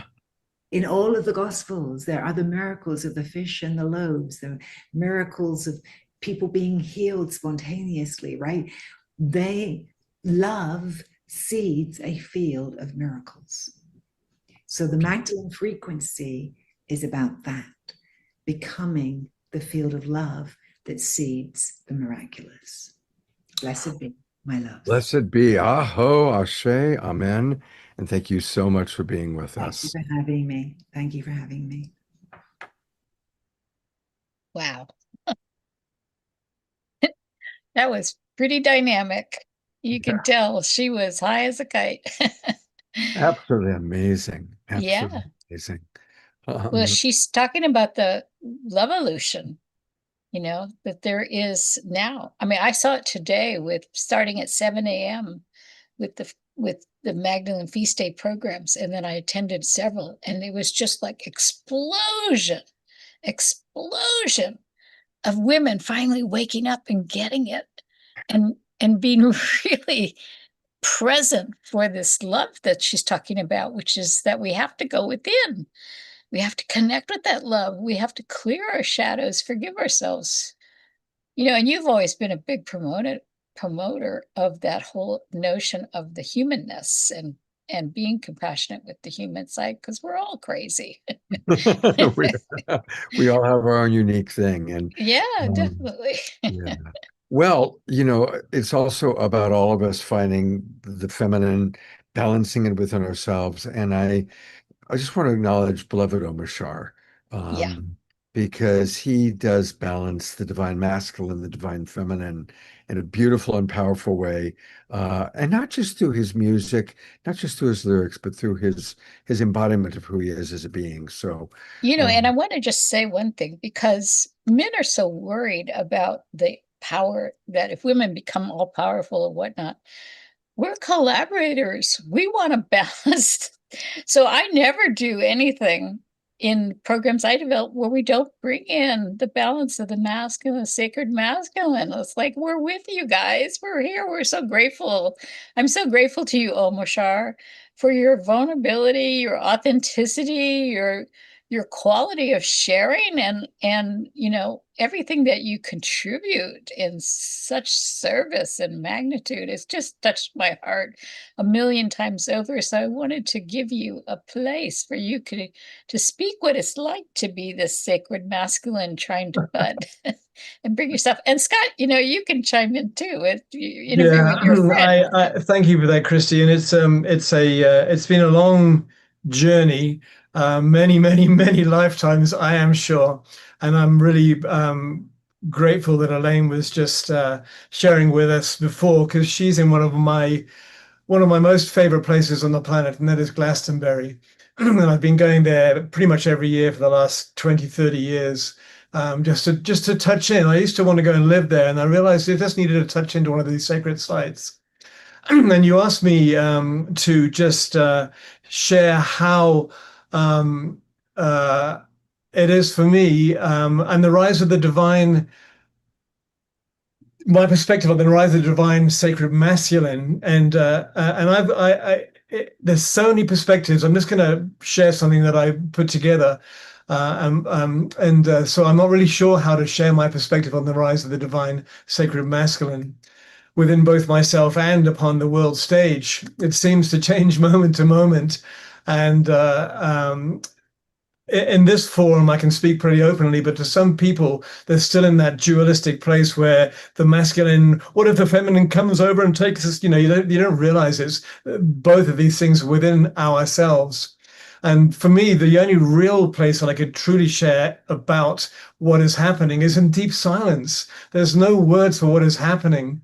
There are so many viewpoints and stories on what has happened over the eons with both patriarchal and matriarchal societies, and what is happening right now with this necessary rebalancing within our self. I've become aware through my studies and through Scott's show, actually, that we are electromagnetic beings of sacred fire. Father being the electro creation vision, and magnetic being the feminine fulfillment and the love that holds it and us all together. And that being said, I often feel the presence of Mary Magdalene helping me understand this change occurring within our consciousness, within my consciousness, and at a cellular level. I mean, holy smoke, every day this is happening within me. I've about 4 years ago, I made the decision to go for it, right? Literally go for it. And Anna Sue has just come into the room, Scott. And so daily I call to the mother of all creation to reacquaint myself with the feeling of true divine mother's love, because I realize that the love that I have felt and expressed through my life really it pales in comparison. So, divine mother's love, her will and her justice. And as I feel that trickling back into my feeling body and consciousness, I sense a feeling of natural rebalancing. And I realized that if the divine mother's love came fully back into our systems now, we would all just disintegrate.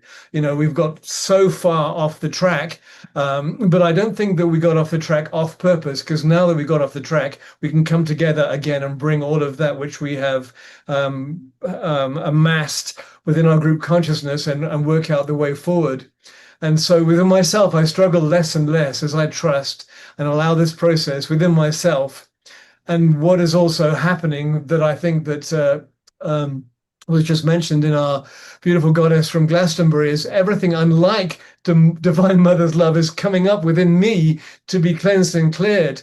And initially it freaked me out because I thought, what, I have to relive this again? And it's not. It's really kind of just looking at it, allowing it through, blessing it, and realizing it's not me, and that which I truly am is already there. I'm just remembering.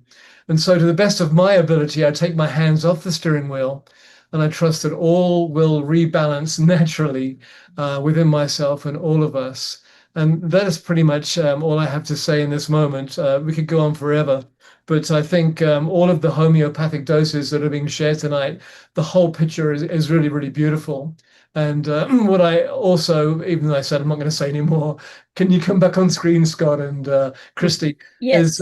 Is that as people like Nassim Haramein, and they're coming from another perspective on all roads lead to Rome, all of them, and so from his perspective, a scientific perspective, that we are electromagnetic beings, the electro father, the magnetic mother. It seems very dry, but what it does is engage people who could not watch a program like we're putting on tonight. They couldn't watch it because it's too outside of their world box. But people like Nassim, he's reeling them in from, wow, if this is scientifically like that, then maybe it is true that the Magdalene force is a force, and et cetera, et cetera. And so I think I'm going to stop there. Yeah. Well, thank you so much, Omashar, what you're saying. Scott, if you could bring up Dan and Diana as well with us on the screen, because I just want to send you some love. Omashar, and Scott, you can stay on too, because I need your presence with this as well. In fact, you might want to just go to gallery view. I don't know. Because the thing is, you have a daughter, and I want you to know you're not alone in your struggles with your daughter.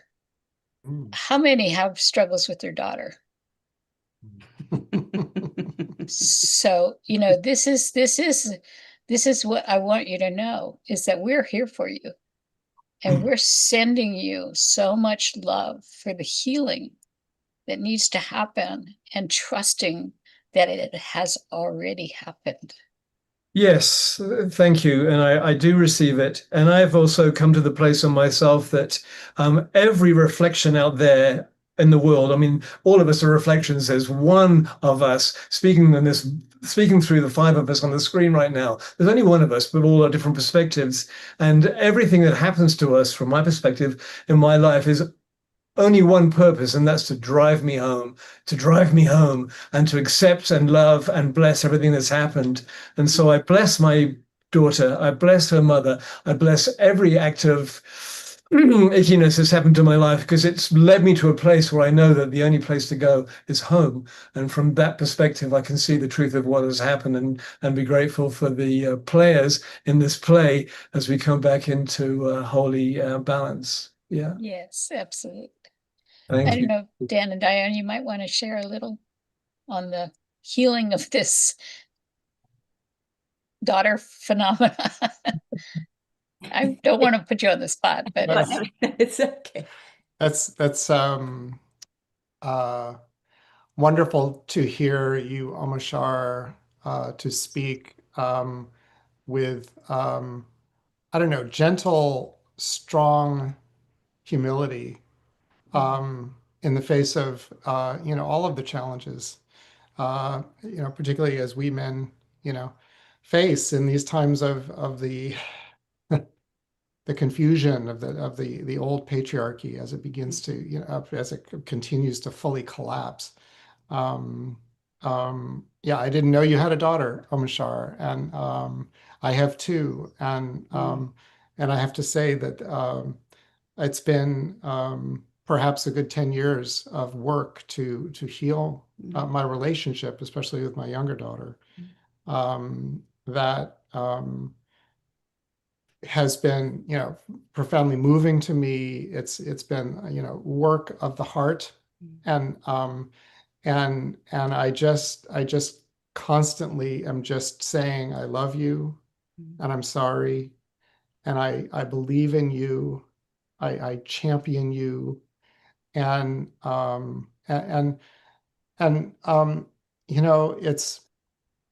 it's very interesting as I work with men in my counseling practice. I'm really aware of the challenge that men have in getting these lessons, and I think that one of the lessons is in a sense it's feeling shame, and it's being aware of perhaps an unconscious at times, but injury we impose sometimes on others. And I see it so much that when women recognize a man's ability to feel shame, the woman softens. And from that place, a man can show up with more vulnerability, more authenticity, without trying to be the hero, without trying to be the guy who has got it together and has all the answers. There's something beautiful. And Scott and Omashar, you both are very great models of humility and just such genuine giving and witnessing of the feminine as it's appearing more and more in the world. Thank you. I just wanted to add something about the mother-daughter. And I think, there's always the personal, right? But I think it's also a big collective wound, because most of us that are, on this show that are mothers, we were raised in more of a patriarchal time. And then we have daughters that are a lot less so. And there, some of the struggle, I think, is looking at the mothers like, how come you kind of abandoned me? How come you played into the patriarchy to the degree that you did? And I think that's so I believe that it is personal, but it's also collective, we're healing a collective wound, and we're learning, us older women are learning from the younger women, and they're learning from us. And also, I think it involves compassion on both sides. You know, they have to remember that, you know, in 1975, for example, you know, women couldn't even have a credit card in their name, and, you know, like they have no understanding of that. And so I think it, you know, this is all a collective healing, and this is just the piece between mothers and daughters and how the patriarchy has played into that. And then relationships, you know, we just the balance of the masculine and feminine. Of course, it has to be within us, but then, you know, there's work here, you know, and there's a lot. Like when we set our date to get married, the date worked us. You know, it really did. I mean, you know, we went through initiations and to prepare to be able to do that Yes. with authenticity and integrity. And Sophia was there. Yes. Particularly through Diana, helping to nudge us in certain directions and giving us little clues, and not telling us what to do, but you know, being a tremendous support. And it's just such a beautiful thing to be I don't know, agents of this path here on the planet right now. And here we are. What a beautiful community that's here. Thank you. Thank you for all that you just shared. I'm going to turn it back over to Christy because she's got a beautiful presentation to make. And I want to just briefly tell people a little bit about Christy. Of course, many of you know her, but for those of you who are new, and again, a big hello to all of those watching on Facebook and YouTube, Christy is a priestess of Mary Magdalene, a mystic who's been on the path of revealing the suppression of the divine feminine. Christy's passion has led to pilgrimage sites devoted to goddesses, Magdalene, and also Mother Mary. She has studied with top female scholars like Elizabeth Kelly, who we acknowledged earlier tonight. It was Christy's mystical experiences, though, that guided her where to look and how to discover for herself all that has been suppressed by the patriarchy. And she later published this by Flower of Life Press. And you can learn all about her by going to gospelofmarymagdalene.info. And that's her primary website.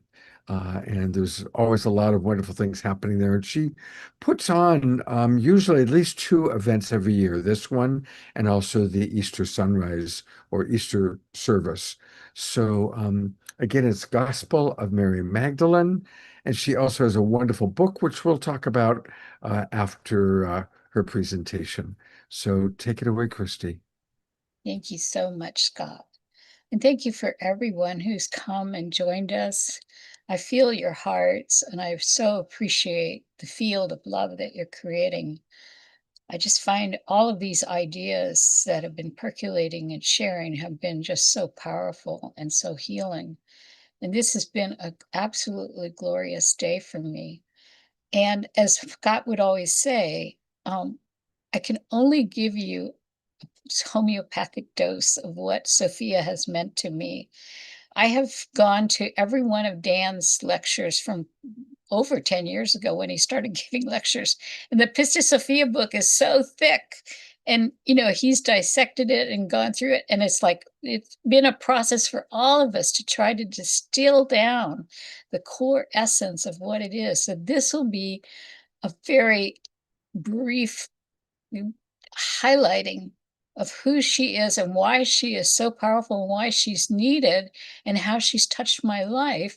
And then you're going to have to go take his class to get the rest. So, and I hope I've got the understanding correct, but I was ordained on 10/10/10, an auspicious day by Elizabeth Kelly, into the Lyceum of the Holy Sophia. And when I was ordained, I hadn't a clue about what her story was. I just trusted that I was going to be in the right place. So I'm going to share with you this story of the embodiment of the Holy Sophia and Mary Magdalene. And I want to say it started at the Sunrise Center, Scott. And it started when I received a kiss from a queen bee. I was getting ready to go to the Sunrise Center to hear a lecture that was going to be given by Dr. Marguerite Riglioso. And a queen bee flew into my window and landed on my index finger and kissed it and then flew away. It was like, I was like, wow. And of course, what she was talking about was having to do with the priestesses of Delphi. These were the sacred holy women that practiced ancient rites.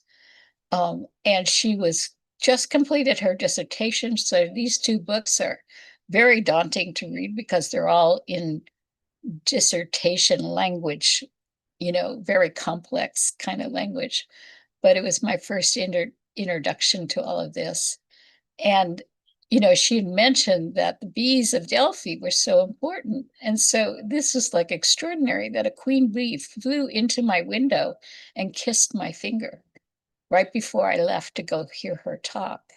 So all of that was revealed. And this is the way my life has been. It's like I just get these incredible downloads. And so I loved hearing these stories about the sacred holy women and what their work was that they did with their anointings and what an alchemical genius Mary Magdalene was. And like one of my favorite stories that she told was the presentation of Mary at the temple and how Mary would climb up the stairs. So she was held back by her mother for a year, and now she's 3 years old, and everybody was waiting to see, is she going to go for her destiny and enter the temple for her priestess training? Or will she turn back and go, Mom, where are you going? Why are you leaving me here? And when she got to the top of the steps, she danced. What an incredible, delightful story that was. And so, on my bucket list has been to go to see the Holy Sophia in the temple that exists in Turkey. But unfortunately, it's all covered up now because it has been turned over to become a mosque. So the suppression is still alive and well and not available for us to look. And for me, I've discovered there's two primary reasons to know what has been suppressed. Because some women will say, well, I don't need to know about, I'm conscious and everything. Suppression is designed to disempower us. And Sophia's purpose is to awaken us.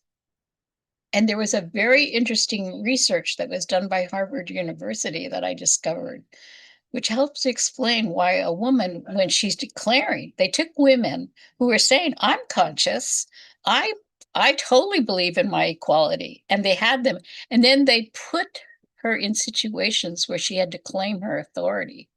And how did she feel? And she had to set a boundary. How did she feel? What discomfort was she going through? And they found these very conscious, very clear women that were saying, I am awake and I support myself as an equal partner. Were not so equal. They kind of were bending the knee. And that when she earned more or led more than her male partner, how discomfort that brought up for her and discomforting it was, and that if she was to challenge a religious leader, or if she dared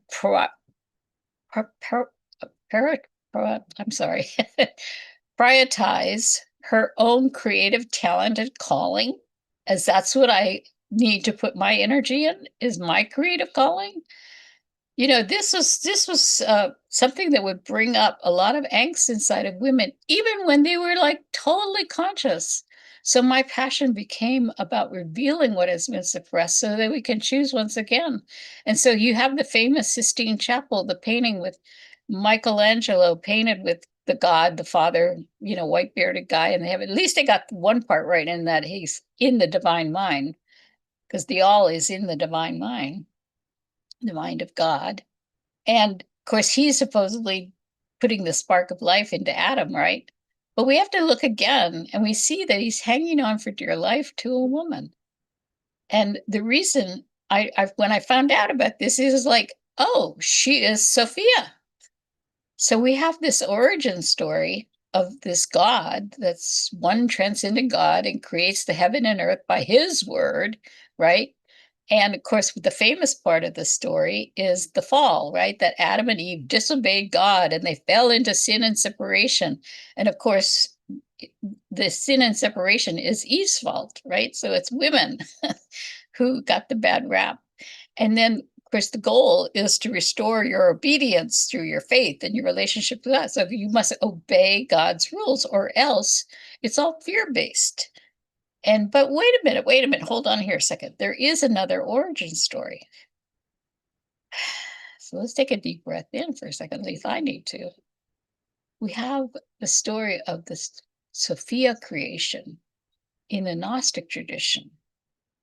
And when we go through this story, what we see is that from the divine infinite, the pleroma, the beauty of the all that is, the love, the light, she arises, this wisdom arises, the eternal source of light. It's an emanation of light. The feminine is the emanation of the light. And Sophia is considered the mother of creation, but we lost the story of the mother. And this beautiful being who was supposed to emanate from the pleroma, the Sophia brings forth the cosmos through her thoughts and her divination. However, it is Sophia that forms Adam in this story and reflects that divine light. She places a spark of light in matter inside Adam. And so she's the one that helps spark that life. And the Gospel of John, Jesus of John, is where it's found, but that's not in the Bible, right? So Sophia created, though, a problem because there was a miscreation, and you'll have to go to Dan's class to find out about that.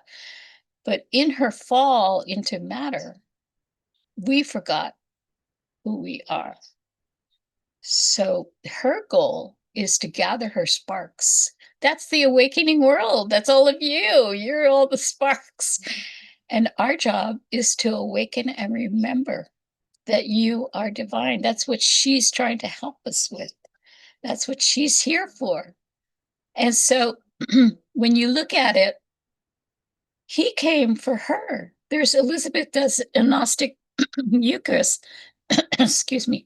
And in it, she says he came for her. He did not come to save you because you are not a sinner.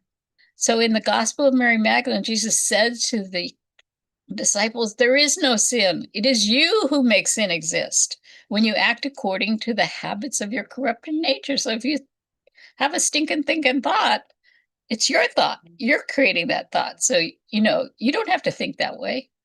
And so this is what the Sophia origin story says, that he came to help her. She was rendered blind. Her crown was knocked off in her fall into matter. And he came to help her. It was not about saving you, because you're not a sinner.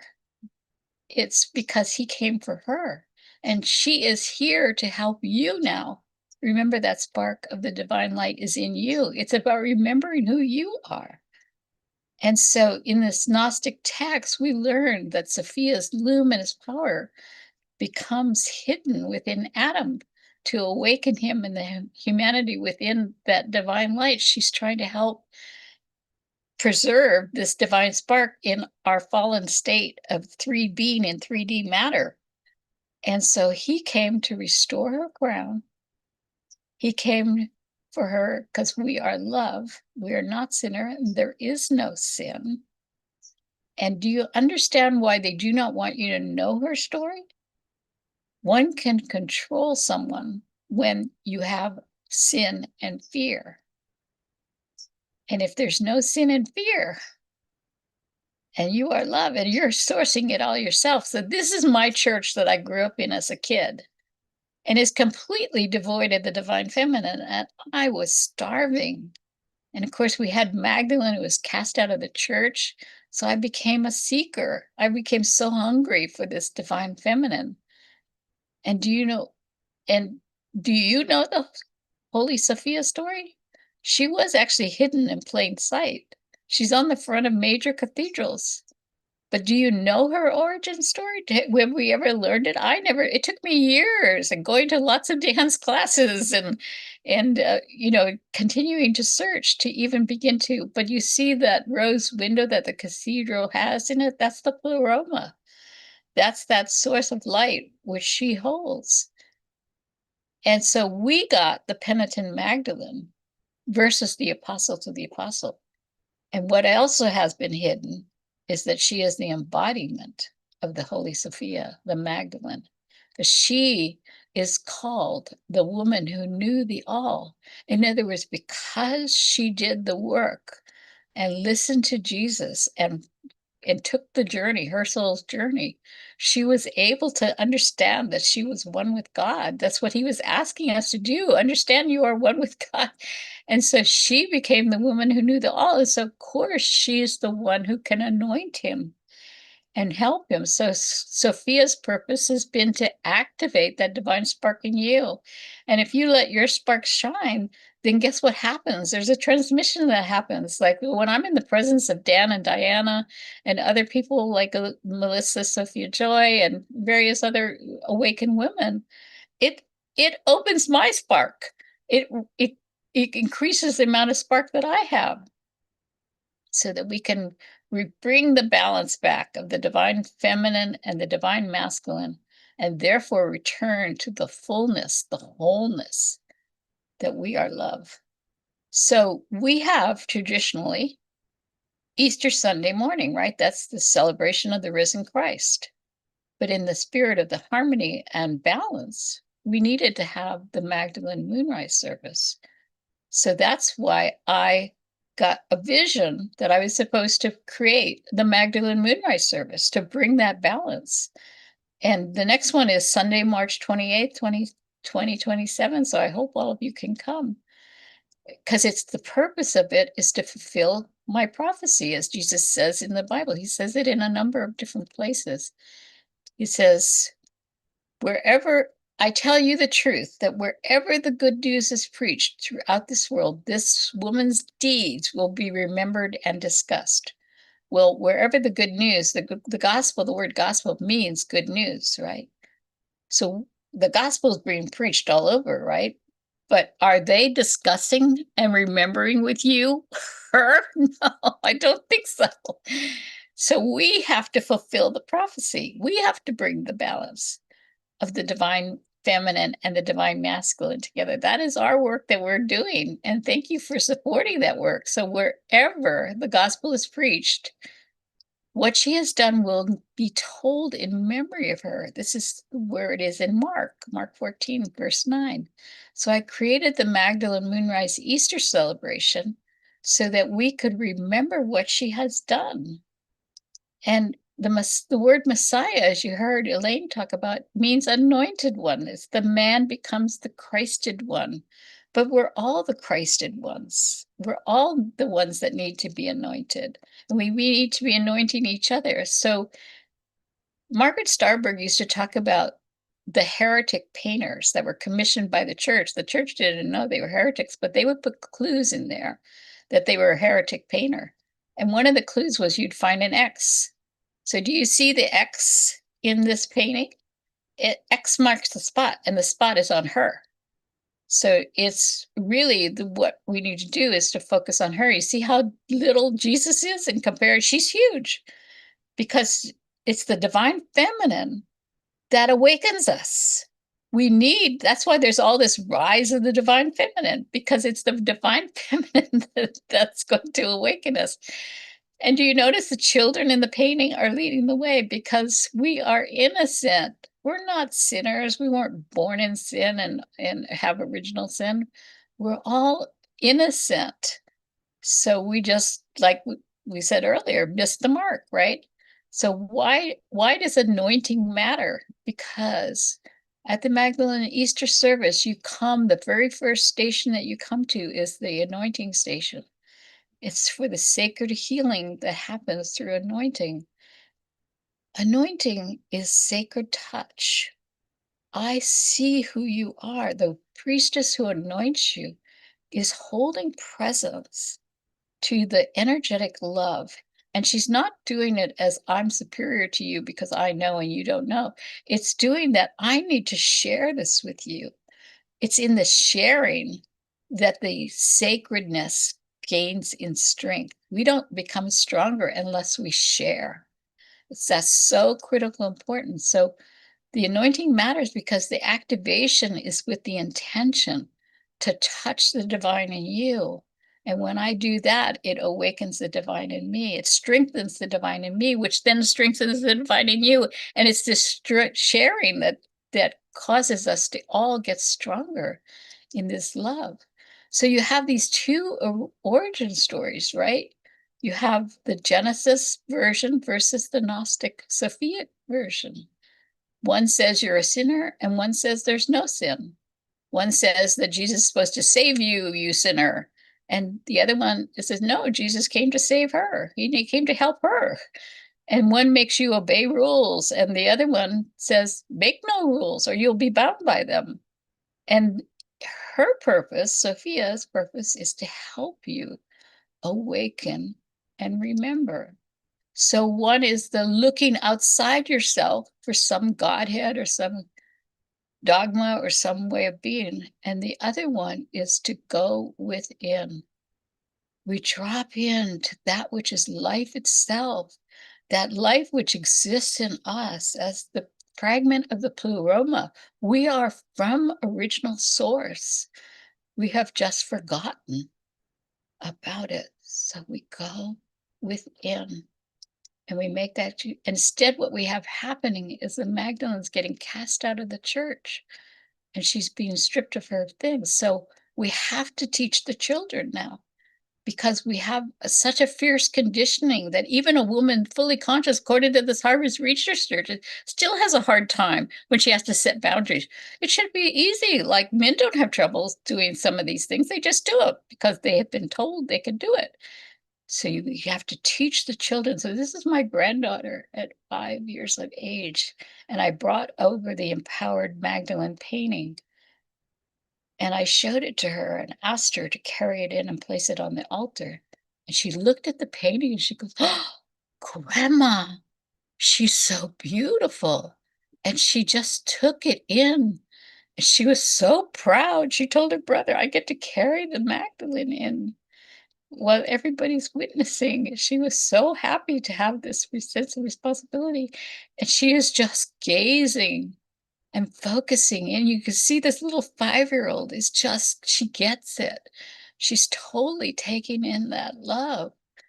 And then, so now I'm trying to create the coloring book, which is the myth-busting deconstruction of the fairy tale where the princess meets the priestess and the priestess teaches her all of this. But when I put it out there to people that reviewed it for me, the feedback I got it was, I don't even know these stories. So you got to write one for me. So that's what the one on the left is about. It's the storybook of awakening from a fairy tale to Sophianic wisdom. And it helps the mother, the grandmother, the caretaker remember what she was never taught, that she lost. And you see the red thread connecting her with the priestess and the symbol of the hawk, which guides us. So she learns all about that because it's earth-based in nature. And and the animals are incredibly a part of it. So I need help to put these books out in the world. And so I have a GoFundMe because I'm retired on Social Security to be able to buy you the ISBN numbers and get all the support and help. So we tried to launch it the last time, but some reason it didn't work. So I think I figured out why it didn't work. So Scott will bring it up. But where is the wise woman helping the young child?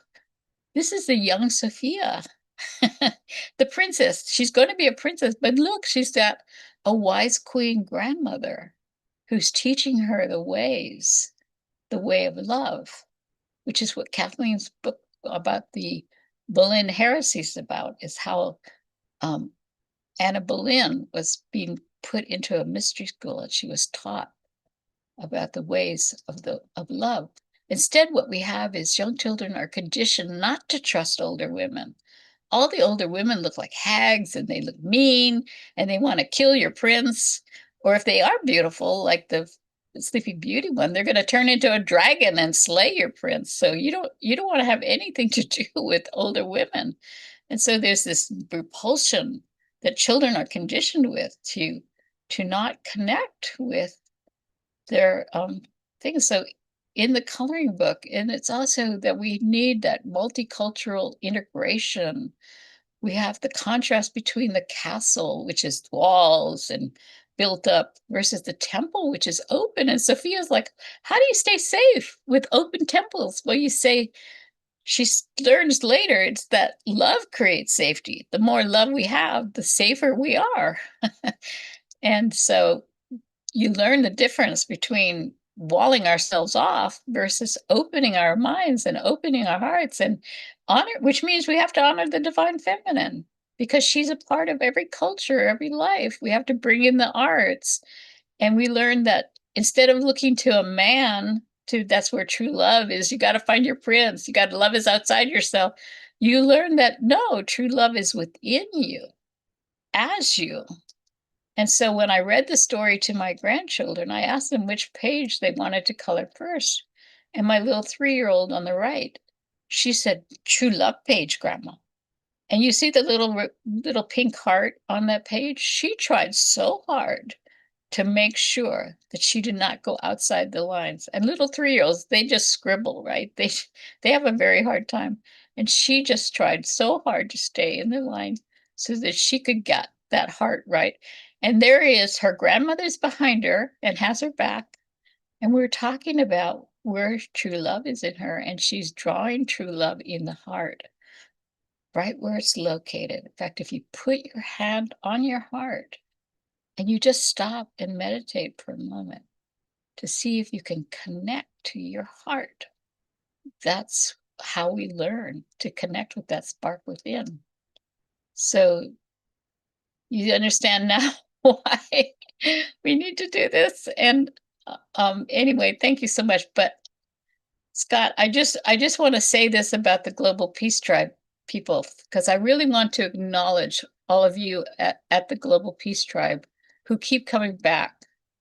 And you guys are the most important, because what you're doing by showing up again and again and again is you're creating that field of love.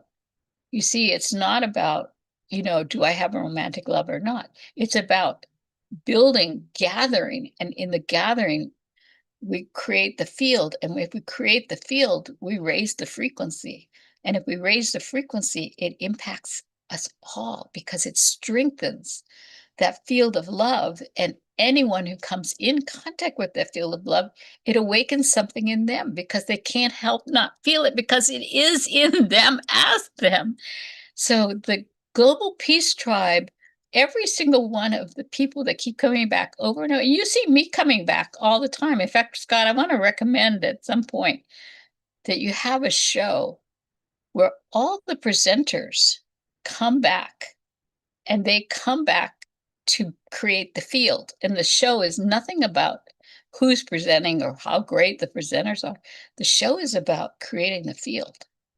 And so we all show up for each other, and we all make a massive effort. We have so many people that have valuable information about how to create the field. So you prime the pump a little bit to get people to understand, having a few select people share that wisdom, but people intuitively know how to do that. And when you ask them to create the field of love, suddenly there's an explosion. Just like I saw today, there's like Magdalene feast days happening everywhere, and they're packed and they're full, and more and more people are awakening to it. So we're on the right track. We just have to continue to understand that it's the gathering. And you might want to put everybody on gallery view, Scott, so that, because we really need to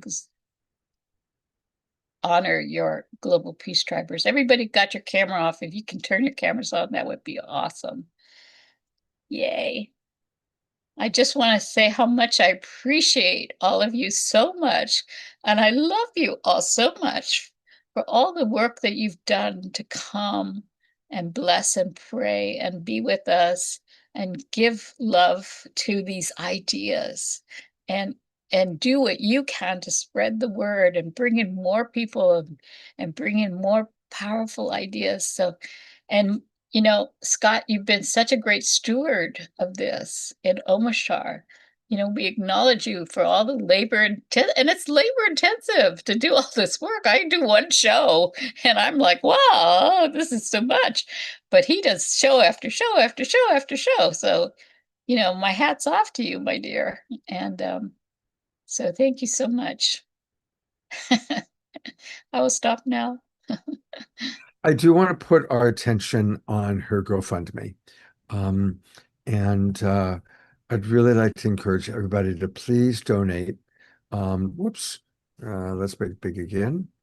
There we go. Let's all donate. I'm going to do that right now. And I see that she just started this. So I'm going to get us off to, I'm going to donate $88. Wow. 8 is the sign of abundance. Yes. And I remind everybody that when you donate, GoFundMe kind of like automatically puts this 17.5% tip in there, but you don't need to pay that. When you fill this out, just go down to this little bar and you can take it all the way down to wherever you want.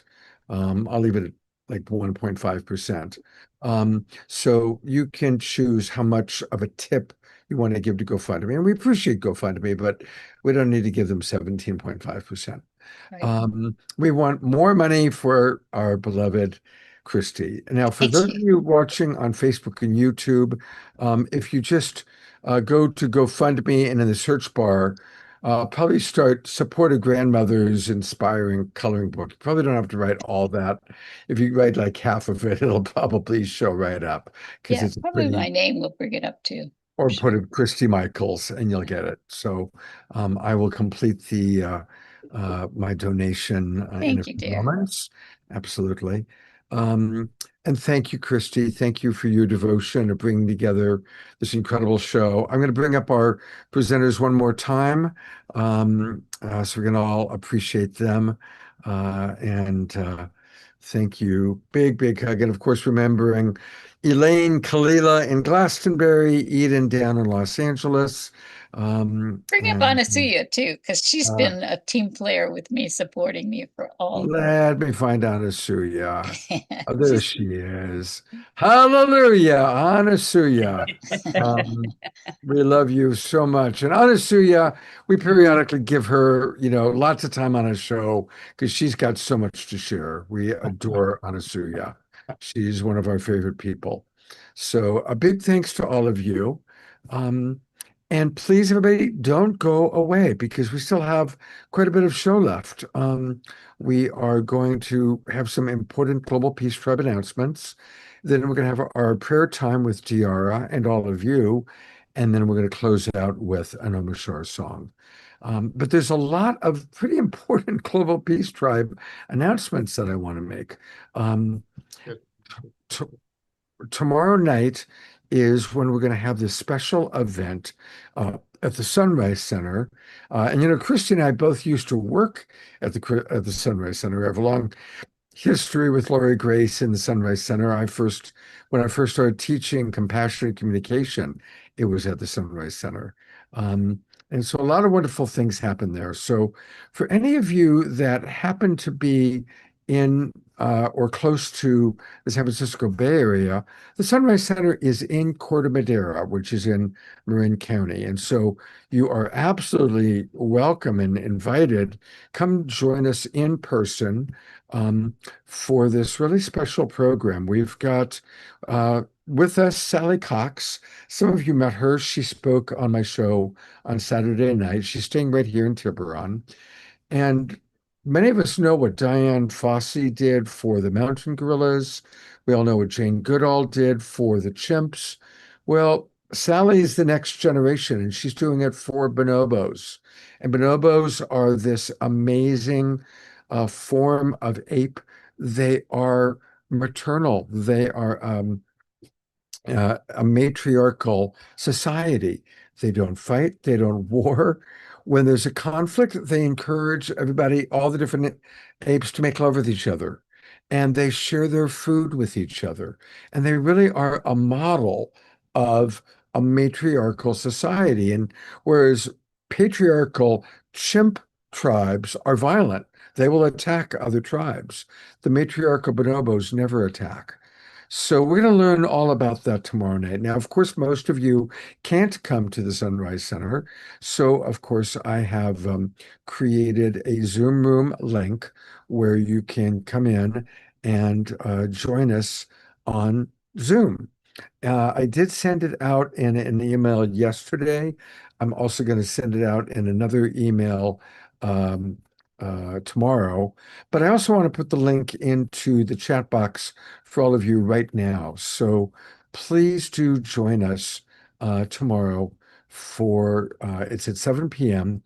There is a $5 donation that we're asking, and here's the link. And for those of you that register and pay the $5, you will also get a recording of the program. So you get to come into the Zoom room tomorrow night.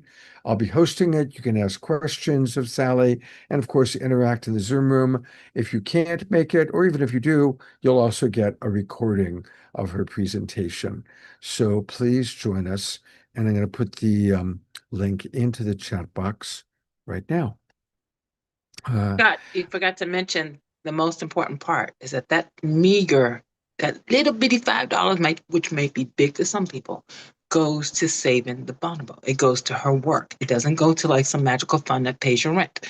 It goes to getting more bonobos saved from going extinct. Thank you. Absolutely. Yeah, So even if you can't go, donate. Yeah, they have a huge reserve that they've created in the Congo, which is where the bonobos live. Are you going to be there in person tomorrow, Anasuya? Do you have a car? I mean, you gonna pick me up? You pick me up. We'll arrange that. We'll talk about that. Actually, ironically, Okay. I don't have a car right now either. So, but we'll find a ride for you. Let's talk about it privately. Perfect. Okay. So, please do join us tomorrow, 7 p.m. I'm going to turn it over to beloved brother Omashar. He's got a couple of announcements, and then I'll come back. Take it away, brother.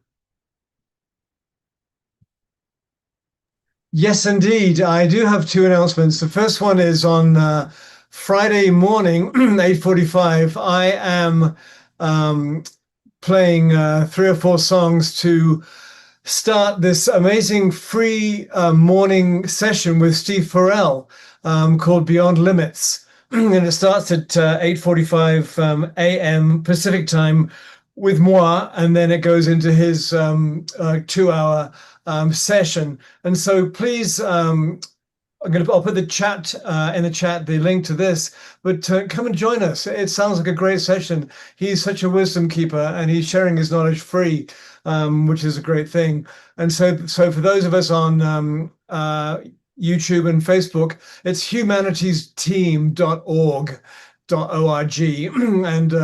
and you click Beyond Limits and sign up for that. So that's my one little plug. And my second plug, which is really important, and this is in alignment with Unity Earth and Hubcast,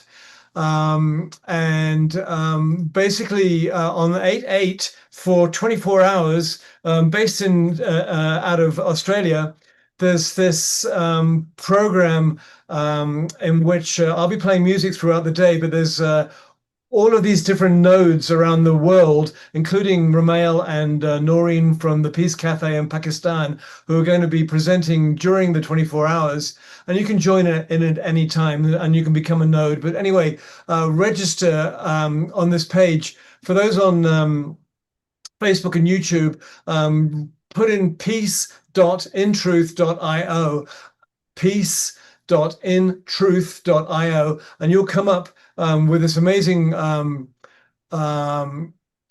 opportunity for us to reach. They did it in 2020, just before the pandemic, and they reached about I think 20,000 people. 100,000 people, there it is. And this year they're putting it out to gather 1 million people together to hold a space of peace and measure it with technology. It's an amazing thing. There's no way I can share it all now, but Ben Bowler and Unity Earth and Pitch Hub and all these people that are all affiliated with the Global Peace Tribe are a part of it. So I'll put those two things in the chat box for us here. And thank you, Scott.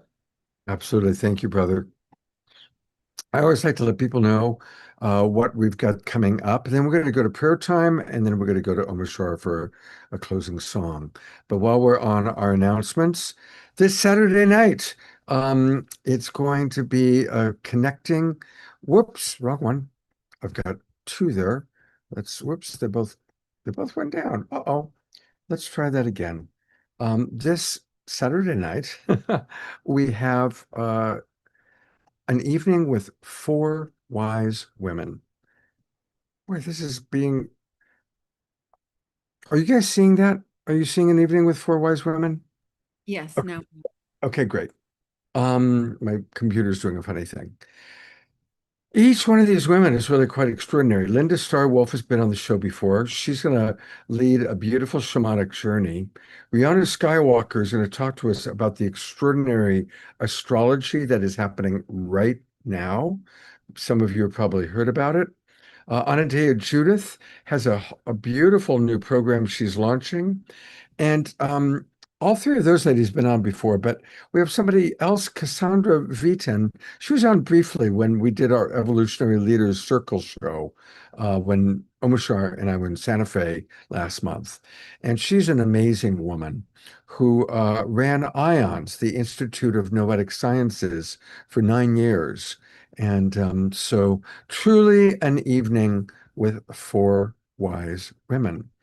And the other program that's coming up exactly 1 week from tonight, every year, our beloved Diara puts together a show celebrating World Interfaith Awareness Week.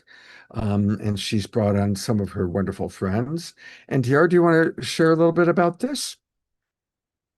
Sure, thank you. Last year we got to meet Reverend Abigail and Steve Albert. We got to witness the growth of the Poway Interfaith team and how it's grown worldwide. And we had presenters the whole first week of August, presenters from all around the world sharing their different peace and interfaith work. So we're highlighting a few people on Wednesday night and then also offering the whole menu to our Global Peace Tribe like we did last year. So you can fill your calendars for that first week of August this year as well, 10th anniversary. Looking forward to that. And I'm going to keep the camera on Diara as she leads our prayer time. Thank you, Scott. As always, such a rich bounty of love and energy tonight. And I'm also aware of what Mary Magdalene brought through Dr. Melissa in the sense of many of us have been carrying the current. And I know I'm experiencing some waves of fatigue tonight that are unusual. And so I want to honor that and honor anyone else who might be needing a burst of energy, a burst of the love that's here, remembering our divinity. Christy, that was so beautiful, the presentation you gave us, just all that's been shared in our chat. And I love that, you know, we are Hugh Vine. We're divine humans, divine human and Hugh women, and blending our well, that's perfectly human parts of ourselves with our higher selves that know only love. And a special prayer for all those experiencing addictions, any of our loved ones experiencing addictions. There were some beautiful shares in our chat around the victory and still the struggle as we, as Scott says, as light beings move through this dense world. And we often choose ways to manage that sometimes deplete us. And so filling our divine coffers with love and light tonight, and just breathing that in, feeling our spirits rise, our bodies respond. Any ways that we might be weary in spirit and body, in mind, receiving the love that we all pour into this room that spreads out through all the streaming platforms, all the replays, and all those receiving it without even knowing that they're receiving this beautiful dose of love and light. A special prayer tonight for our beloved Terry Russo, who's been having difficulty joining us in our Zoom room. We were talking about caretakers, those who give care. Scotty put into our messenger chat page music that he's created to help buoy the spirits of caretakers, and sending that love back out to you, Scotty. And just blessing all the peace workers, the peacemakers. I love that screaming peace. And I put in, the wind screams Mary, Mary Magdalene, the wind screams peace. Just blending all that music in with the divine love, the music in our souls, the music from the all. And we're asking now for all our pores to be open, all our essences to be open to receive more of this divine light that's pouring through on this feast of love, the true nature of the divine woman, the divine Mary, the divine men, divine Yeshua, honoring each other, anointing each other. And we know that this magnitude, this amazing, amazing grace of love and light, this exponential burst of truth, changes for all the generations to come, just like in Christie's book for her grandchildren, all our grandchildren. And we welcome all those children watching from beyond the veil, inviting them down to partake in this river, this sea of love that's being created. And so just breathing in as you pour into the chat, into the room, anything that your heart desires to bring forward in this place of peace and plenty, and feeling those vibrations ripple through our bodies, replenishing, regenerating, rejoicing, rejuvenating. And so it is.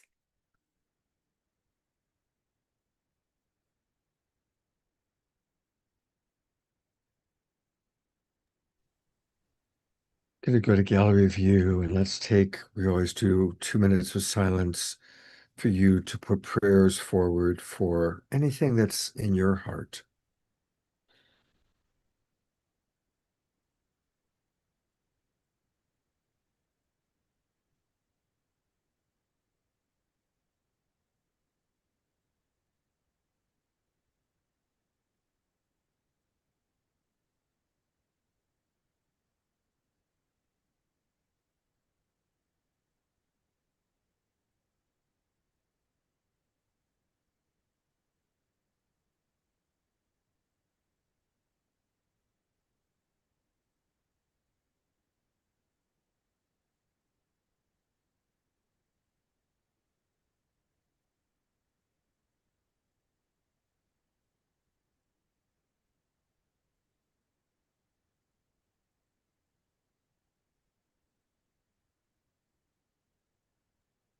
Thank you, everybody. Thank you for your prayers. Thank you for your presence. I also want to acknowledge, I think we had more chat room comments tonight than ever before. I could not keep track. They were flying so fast. And so it just goes to show what a powerful topic this is. And if any of you want a copy of the chat box, go in and save it, because there's a lot going on. And I'll also copy it and send it to you, Christy and Diana, Dan, Melissa. Take care, everybody. And we're turning it over to our beloved Omashara to close us out.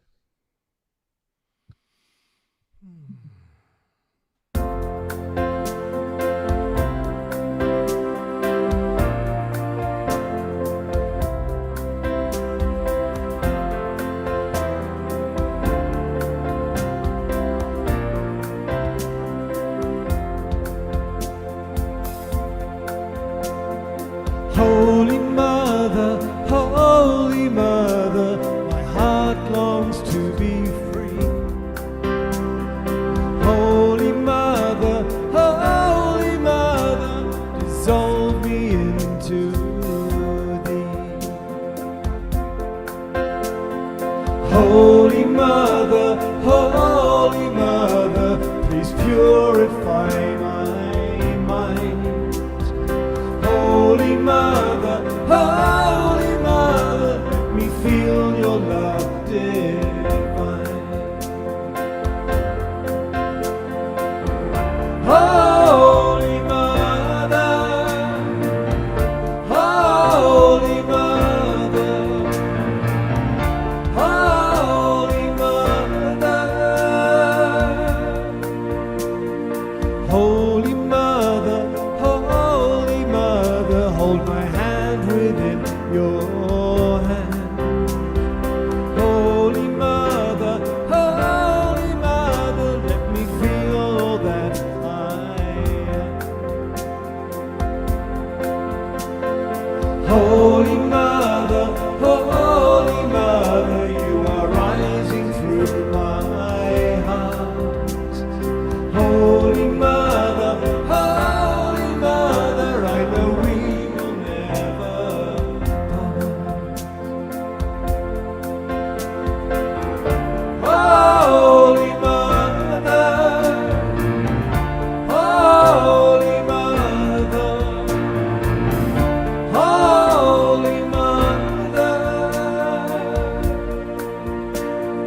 Holy Mother, Holy Mother, my heart longs to be free. Holy Mother, dissolve me into thee. One more time. Holy Mother, Holy Mother, Holy Mother,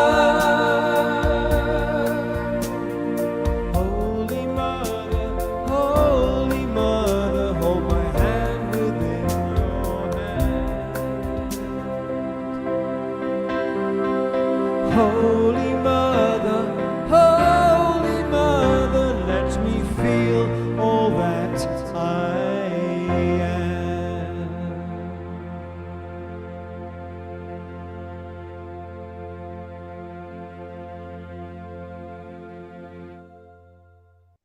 Oh, beautiful, beautiful, perfect song, as Yeah. always.